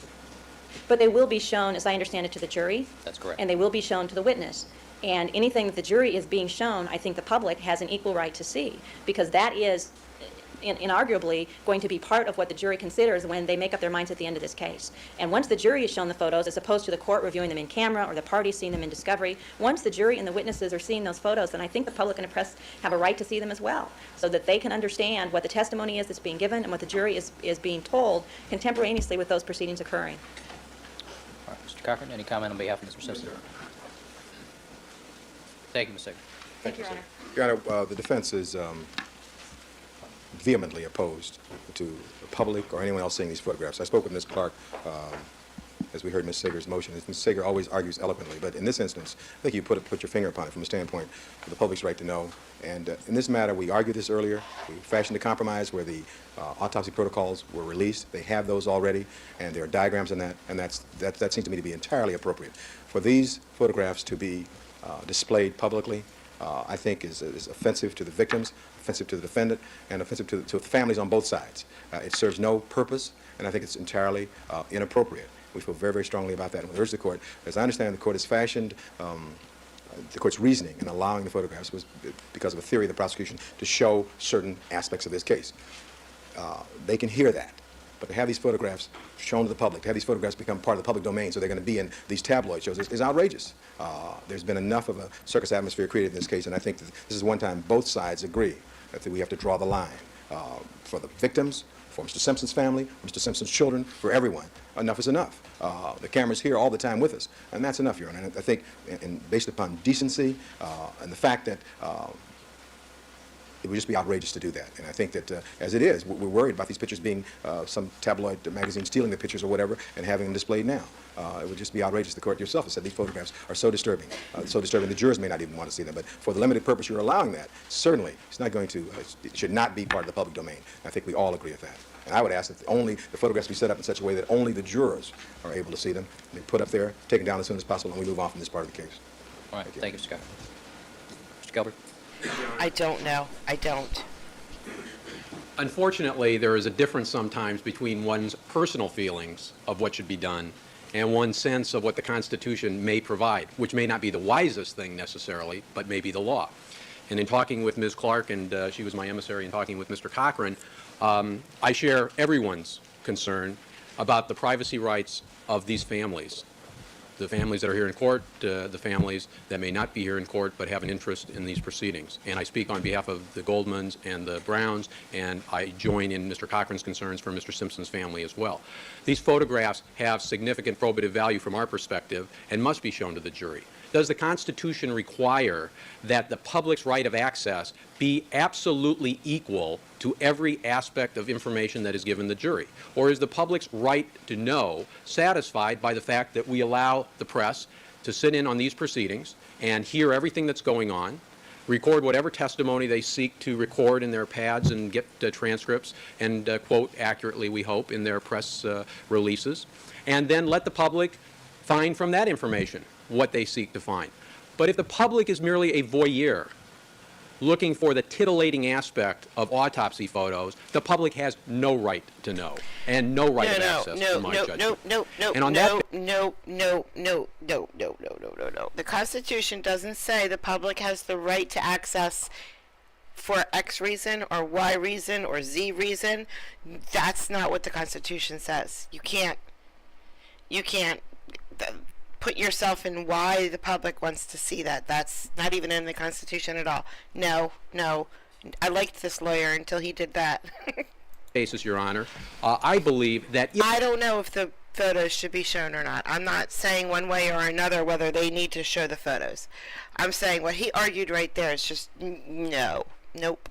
if there is to be any so-called public access, unquote, that the access should be satisfied by the court making available for inspection in a closed courtroom to representatives of the press, since obviously the public that apparently is clamoring for this case can't all fit in this courtroom, so obviously representatives of the press have to act as the eyes and ears to some degree of the public, even though the public can watch by the cameras that are here in the courtroom, and let representatives of the media view these boards at the completion, perhaps, of the day, if any board is used, and obviously with no right to photograph, no right to photocopy, that the boards are to remain sealed absent further order of the court from viewing by anyone other than the lawyers in the case or the jurors.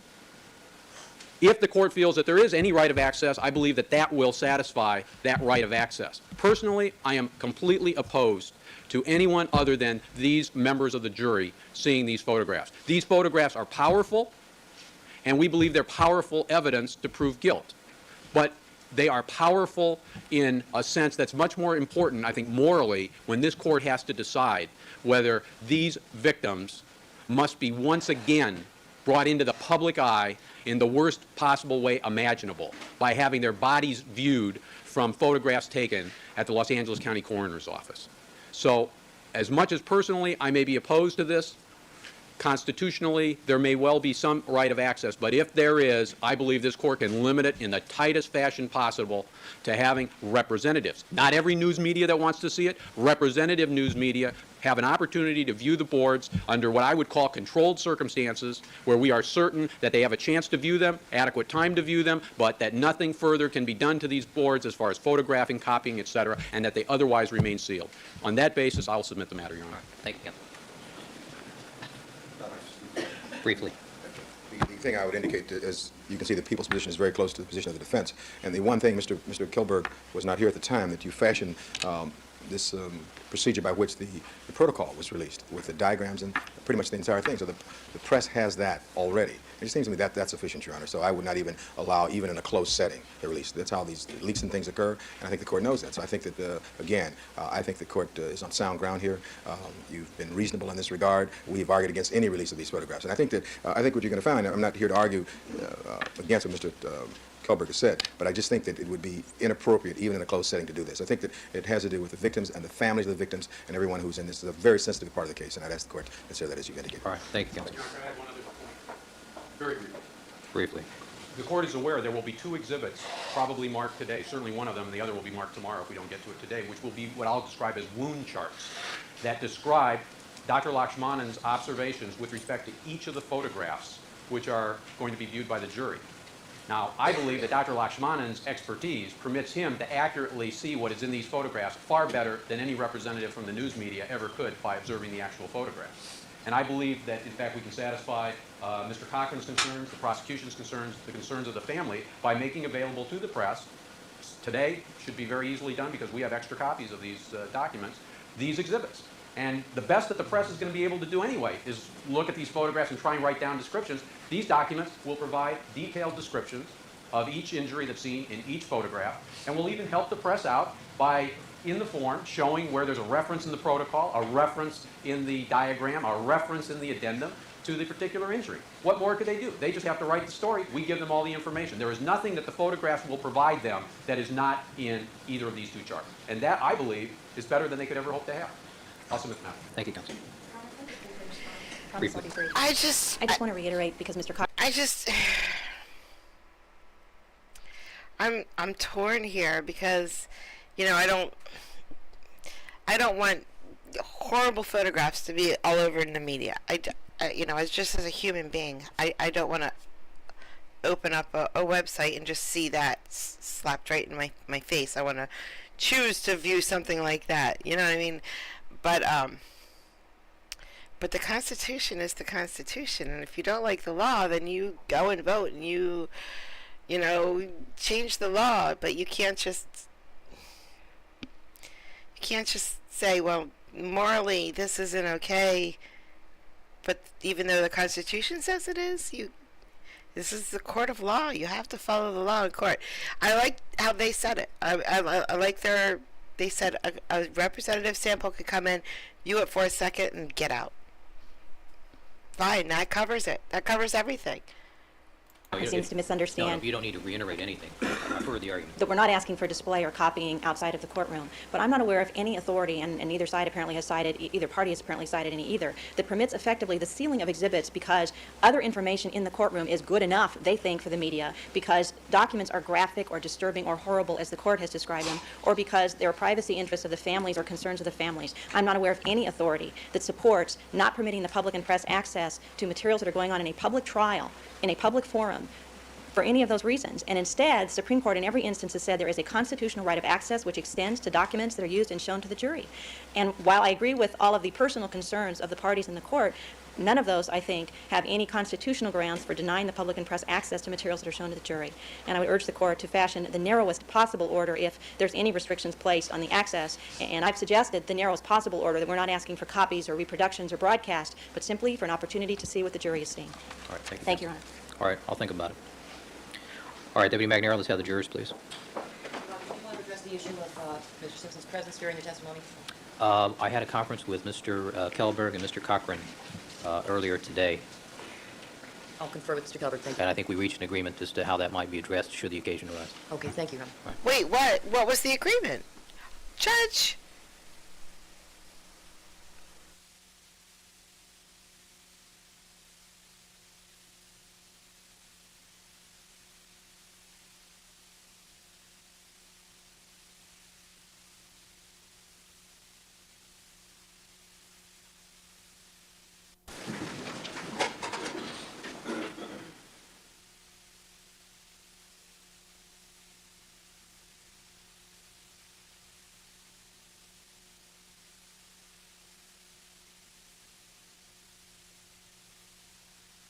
We've been rejoined by all the remaining members of our jury panel. Mrs. Robertson, would you please draw the numbers of two alternates? First for seat number 2. Seat number 2, juror 1492. We lost 2 more jurors. And for seat number 10. Seat number 10, juror 2179.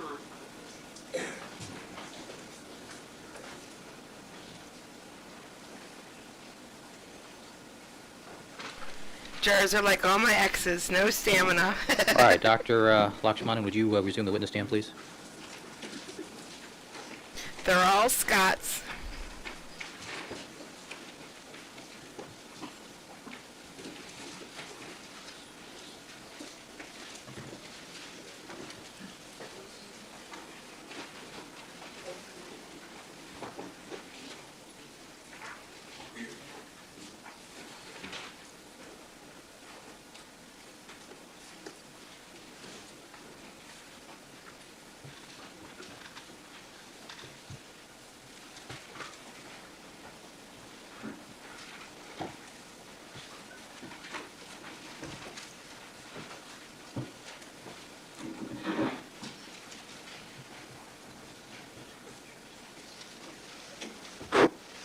All right, good morning, Doctor. Morning, Your Honor.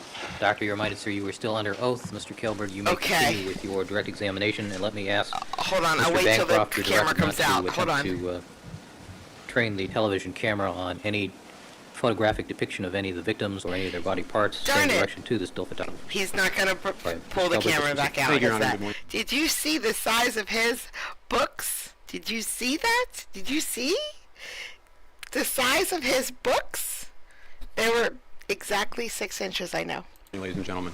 Dr. Lakshmanan, when we were last in court on Friday, I had shown you a photograph that depicted a scale and the measuring device used to measure the heights and the scale to measure the weights of the decedents as they arrive at the coroner's office. And we printed out that photograph, but I don't believe, Your Honor, for the record, that I formally marked it. It is Exhibit 299 for identification. Right, so much.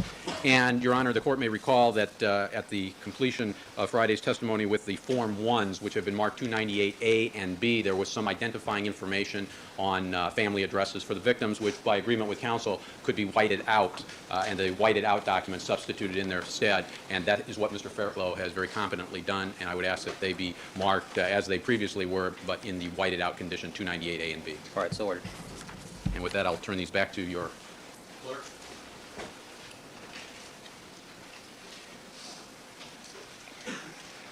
Doctor, we were taking, in essence, a tour of the coroner's office with respect to the procedures used once the bodies, in this case of Nicole Brown Simpson and Ronald Goldman, arrive. And we're waiting for our laser disc to arrive, so we have to go to a somewhat more old-fashioned way of continuing the tour. You had stopped at the area where the bodies were weighed and measured, and now, Your Honor, we have another photograph which I'm asking Mr. Fairtlow to place on the Elmo.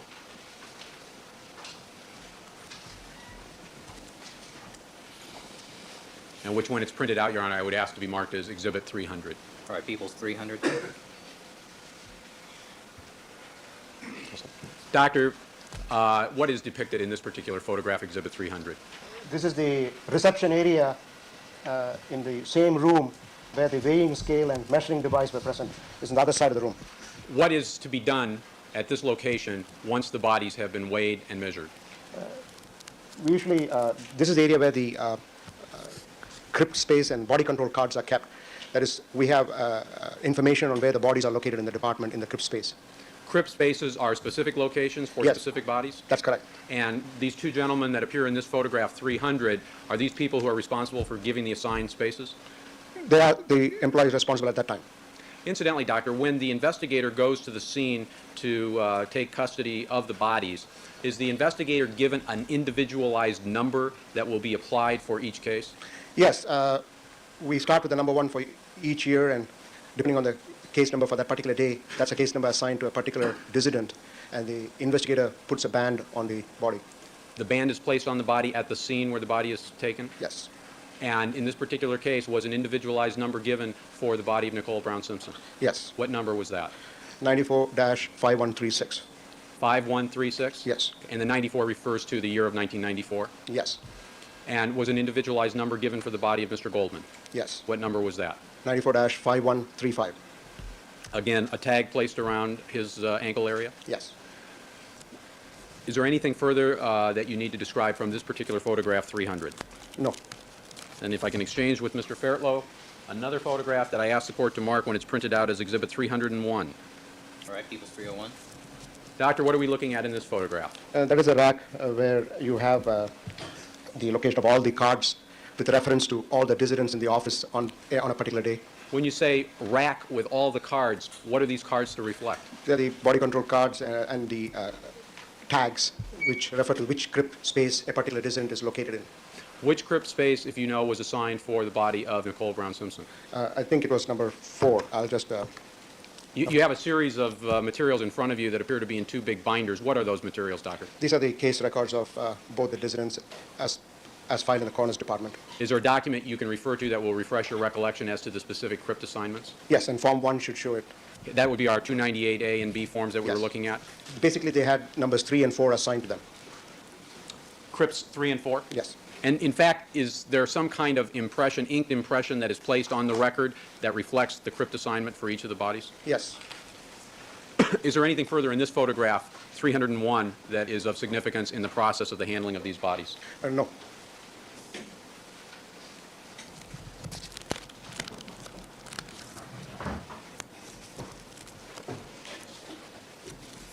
I have another photograph, which I'm handing to Mr. Fairtlow and ask Your Honor that it be marked as Exhibit 302. All right, Peoples 302. Doctor, and incidentally, Doctor, when you're going to speak, if you'll be sure you turn this way towards the microphone, I think it'll help. I know it's tough to look and speak at the same time, but if you'll be sure you speak outward, it'll be helpful to everybody. What are we looking at in this photograph? This is the area where every dissident is photographed as soon as they come to the coroner's office. So we have a picture of their appearance when initially brought to the coroner's office. What is the purpose of taking a photograph of the body as the body initially arrives at the coroner's office? So we have some information on the condition of the body. Number 2, also it's a kind of identification type of photograph. In this photograph, Doctor, is the camera that was, first of all, was there a camera on June 13th, 1994? Yes, there was. In this photograph, is there a camera? No camera present. Why is there no camera in this photograph? Because the camera had some problems because the photographs were getting jammed, and we have ordered a new camera now. So you're still waiting for that camera to come? Yes. Doctor, were photographs taken of the bodies of Nicole Brown Simpson and Mr. Goldman when they arrived on June 13th, 1994? Yes. Was there anything unusual about the pictures that were taken by the camera in place at that time? Yeah, there was a malfunction of the camera, and we had imposition of the photographs of both the dissidents. So they were not very useful. When you say superimposed, in other words, one exposure on top of another? Partially, and there was jamming in the camera film movement. You do have those pictures, whatever their condition may be. I'm not asking you to show them, but I just want to be sure. You do have those pictures that were taken by that camera. Yes, I have copies of them. Doctor, is there anything else that takes place with respect to photography in this area that's shown in this particular photograph? No. I think we're on to the next photograph, which I believe, Your Honor, is then 303. 303.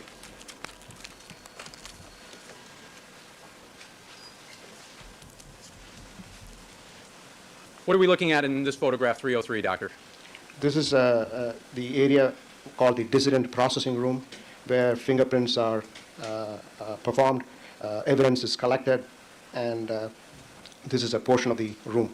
What kind of evidence is collected in this particular area besides having fingerprints taken? Usually hair evidence is collected, fingernail clippings can be done, fingernail scrapings, etc. The hair that you're talking about comes from various areas of each decedent's body? Yes. Whose responsibility is it to take those samples? It could be the forensic attendant or the investigator or the criminalist who is doing the examination and collection of evidence. In the case of Ms. Brown-Simpson, was a collection of reference hair samples taken? Yes. In the case of Mr. Goldman, was a reference sample of hair taken? Yes. With respect to fingernail scrapings and clippings, were representative samples taken from Nicole Brown-Simpson? Yes. Who had done all of these things, starting with the hair through the clippings and scrapings of Ms. Brown-Simpson? Miss Claudine Ratcliffe? And she was the investigator? Yes. Was a collection of scrapings and clippings from Mr. Goldman taken? No. Why not? Her explanation was that the nails were too short to do clippings, and they did not do any nail scrapings. Your Honor, I have another photograph to exchange with the one Mr. Fairtlow has up and ask that it be marked as exhibit. Oh, I'm saved. I don't have to fumble anymore. We have our laser, for the record, we have our laser disc back. And it's number 14. And again, Your Honor, that when this is printed out, it'd be exhibit 304, I believe. Yes.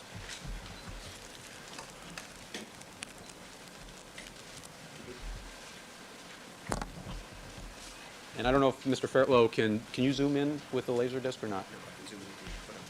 And I spoke too quickly, Your Honor. I'm not technically oriented. I'm going to go back to the photograph to zoom in.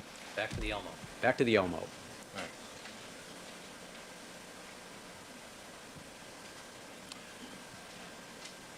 If Mr. Fairtlow could go to my left and down a bit. I'm sorry, the other direction. Sorry. No, you're back fine on the left. I want to focus in, if you would, please, on those two trays on the left side to begin with. See if we can read what's written there. Doctor, what are these two bins a part of? These are the bins which store the envelopes for obtaining fingernail kits.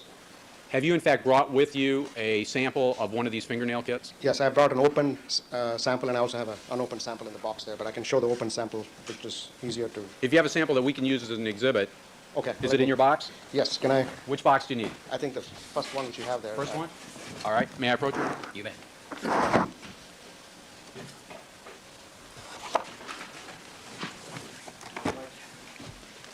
Your Honor, for the record, Dr. Lakshmanan has handed me actually two sample kits, but I'm going to start with one which appears to be labeled fingernail kit at the top, Department of Coroner, County of Los Angeles. May this kit and its contents, and on the back, by the way, for the record, it has a seal saying, warning, sealed evidence, do not tamper. May this be marked as Exhibit 304A? 304A.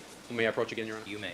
Doctor? Excuse me, either counsel handling the witness may approach without leaving the court. Thank you, Your Honor. Doctor, would you, holding it up, tell us what it is, take us through the process of how that kind of kit is used. The envelope itself has information which needs to be completed with reference to the case number, the name of the dissident, and also you have information on what type of evidence has been collected in a particular person. So it's got a seal here, and when the evidence has been collected, naturally another red seal is placed to secure the evidence which has been collected. And when you shall I open the envelope? If you would, please. And for the record. And this is the envelope marked for fingernail kit, and this envelope usually contains the fingernail scrapings also. And I'll explain what it is. I'm not For the record, Your suggesting Honor, Dr. Lakshmanan. for 1 second that sour cream tastes bad. Not for 1 second. I'm in a love relationship with sour cream. But perfect mashed potatoes are 3 ingredients. 4 ingredients. Potatoes, salt, butter, milk. Perfect mashed potatoes. They gotta be cooked perfectly. They have to be fresh potatoes. And that is the perfect mashed potato.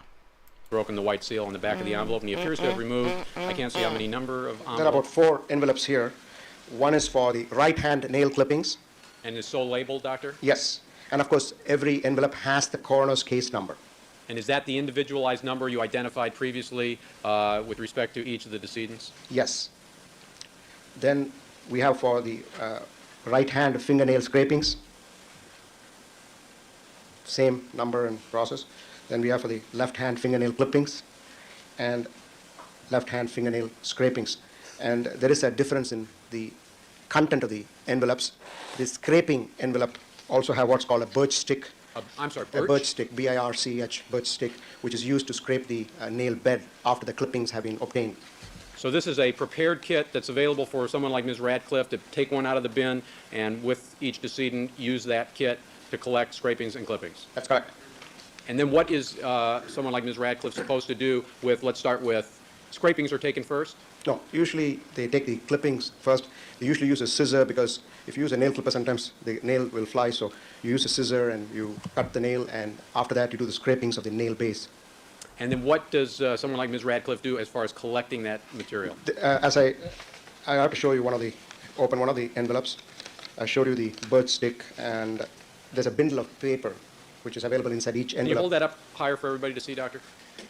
And the bundle is usually opened, and the evidence is collected in a such a manner that it falls on the bundle paper, and then it's closed back and placed back in the envelope. So this way, the evidence is secured. Is Ms. Radcliffe or whoever is to do this supposed to wear gloves of some sort when performing the procedure? Yes. And then once there has been the collection made, what happens with these individual envelopes? They are sealed and then dropped off in the evidence drop box, which is available in the same room. I think we have a picture of that coming up momentarily. If I could have that exhibit back, 304A. And now you're going to ask that this second kit that Dr. Lakshmanan handed me that has the words decedent's hair kit and a similar appearing seal, may this be marked That's collectively as funny because- 304B as in boy? When I eat potato skins, when I eat baked potatoes, when I eat any of that, a little dollop will do ya. I use sour cream like crazy. I do, but man, my regular mashed potatoes are so freaking delicious. Doctor, would you basically take us through the same process you just did with the fingernail kit as to what this new exhibit is? This again has a pre-marked And if you hold it up, people- pre-marked envelope for the particular evidence being collected. This is a dissident hair kit, and inside this envelope, I'm breaking the seal for this envelope, and each of the envelopes has the coroner's case number, the dissident's name.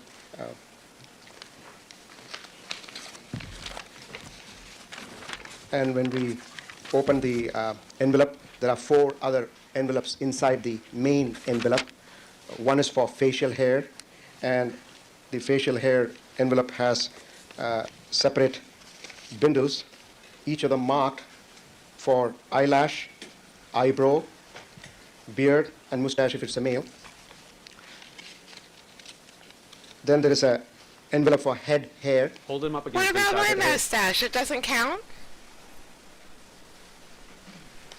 There's a envelope for chest hair, depending on what is collected, and arm hair. How is the hair collected from each of the areas from which hair will be collected? Basically, the hair is plucked with the root, so that you have the root also available. Usually, you collect anywhere up to 100 hair samples from the head area, and you collect hair from the front, back, and sides, and top. And how does one Oh, get no. the root out? Oh no, pluck guys. them with the ice. Guys, not again. We're about to go back into the whole 100 hair plucked from different sides of the head argument. Do you guys remember that from December? To me, it was traumatizing, so of course I remember it. In December, we had a preliminary hearing, and in that preliminary hearing, Marcia and Cochran were fighting over how many hairs we could pluck off of OJ's head. Cochran only wanted 10 hairs plucked total off of OJ's head to give for testing. They had the chief forensic officer for the LAPD there, and her and Marsha were saying we need 100. We need 100 hairs. That's the normal, 100 hairs. But they were like, what book did you read that in? There was a whole big deal about how many hairs to pluck from O.J. Simpson's head. I think the judge ruled in favor of the defense, actually. And I don't think they ever got 100 hairs from OJ, but I don't know because I wasn't there when they started plucking, and I don't know if they only plucked 10 and then came to Judge Ito later and said, "Look, this isn't gonna work, dog. We need more hair." So I don't know how many hairs they plucked, but hopefully we don't get back into that fight again. We've already been through that fight. So you can use a tweezer, or you can also just pluck it. You can easily get it out. Is the investigator expected to wear gloves for this procedure? Yes. Now, doctor, what happens with the hairs once they've been collected? The same process. The evidence is placed in the main envelope, sealed, and dropped off in the drop box. If I could ask Mr. Fairclough to take the photograph down for just a moment. And incidentally, Your Honor, for the record, let me write on the back of the Exhibit 304A that designation, and on the back of the hair kit 304B. Thank you. And if I could have Mr. Fairclough please put Plucking matters a lot, apparently, because we went through a lot of fighting about it. 304A. It's a big plucking deal, how many they pluck. And perhaps I need to go to the eye doctor, but it looks a lot of focus to me. My new job, you have to wear all black. Black shirt, black apron, black pants, black socks, black shoes. I realize how many hairs I drop a day on my black outfit. I don't, so my uniform, I hand wash. I dry separately. I do not use the clothes dryer. I keep it stored way in a closet in a room that no cat ever goes near, ever. So my uniform, my shoes, my apron, my sock, even under things under my uniform that I wear, all of it gets hand washed and then dried separately, not in the clothes dryer, and stored way in that room. So the only way I can get a cat hair on me is if I sit down after I get dressed. So when it's time for me to go to work, I go up into that room. Sometimes I just leave my apron in the car so that it never even comes into the house. Like right now my apron's in the car, but normally it's stored up in that room. I go up in that room. I make sure no cat is following me, that no cat is hungry, no cat, is fighting with another cat, and I change as fast as I can. I don't know why speed matters, but in my head, speed matters. You have to get dressed as fast as you can because the hairs will just jump on you from out of nowhere. And then the front door is at the bottom of the steps. So all I have to do is make it from halfway down the steps to the front door, because that's normally where the cats start, at halfway up the steps, without a cat touching me. So what I do to make sure that I do not bring not one hair, because as a server, come on, nobody wants any cat hair near them when they are going out to dinner. Nobody. So I go through painful lengths to just make sure that there I am. And then in my car, because I have to go into my car. Now, I just drove Tiffany to work in this outfit, and there's a cat on me right now. And then I went into the car, I drove her to work. So, right beside me at all times are two lint rollers. One is extra sticky and one is regular. So then when I get to work, I get out of the car, I get my extra sticky lint first, and I everywhere, my shoes, everything. And then I go with my regular, and then And then I realized how much hair I actually lose in one day when I wear it all black to work. It is slightly. Either that or I really need to go to the eye doctor. Doctor, is there information here that is supposed to be completed by the person collecting the scrapings and clippings? Yes. And what, in essence, is to be done by someone like Ms. Radcliffe with respect to this form? All the evidence which is collected needs to be completed on the envelope. And in addition to filling out the case number and the decedent's name. And I think just under the bold fingernail kit, there's a line where the decedent's name is to go. Yes. And to Yep. Slow your roll. All right, we are in June 6th, Part 1. 44 minutes in, June 6th, Part 1. I'm so happy we got to this new witness today. I'm so happy. I'm just so happy. But we have to go. We have to stop now. Got to work very soon, and I want to try to get a video out. So, I will see you all a little later, like tomorrow. Have a great day, guys. Have a great day. Bye.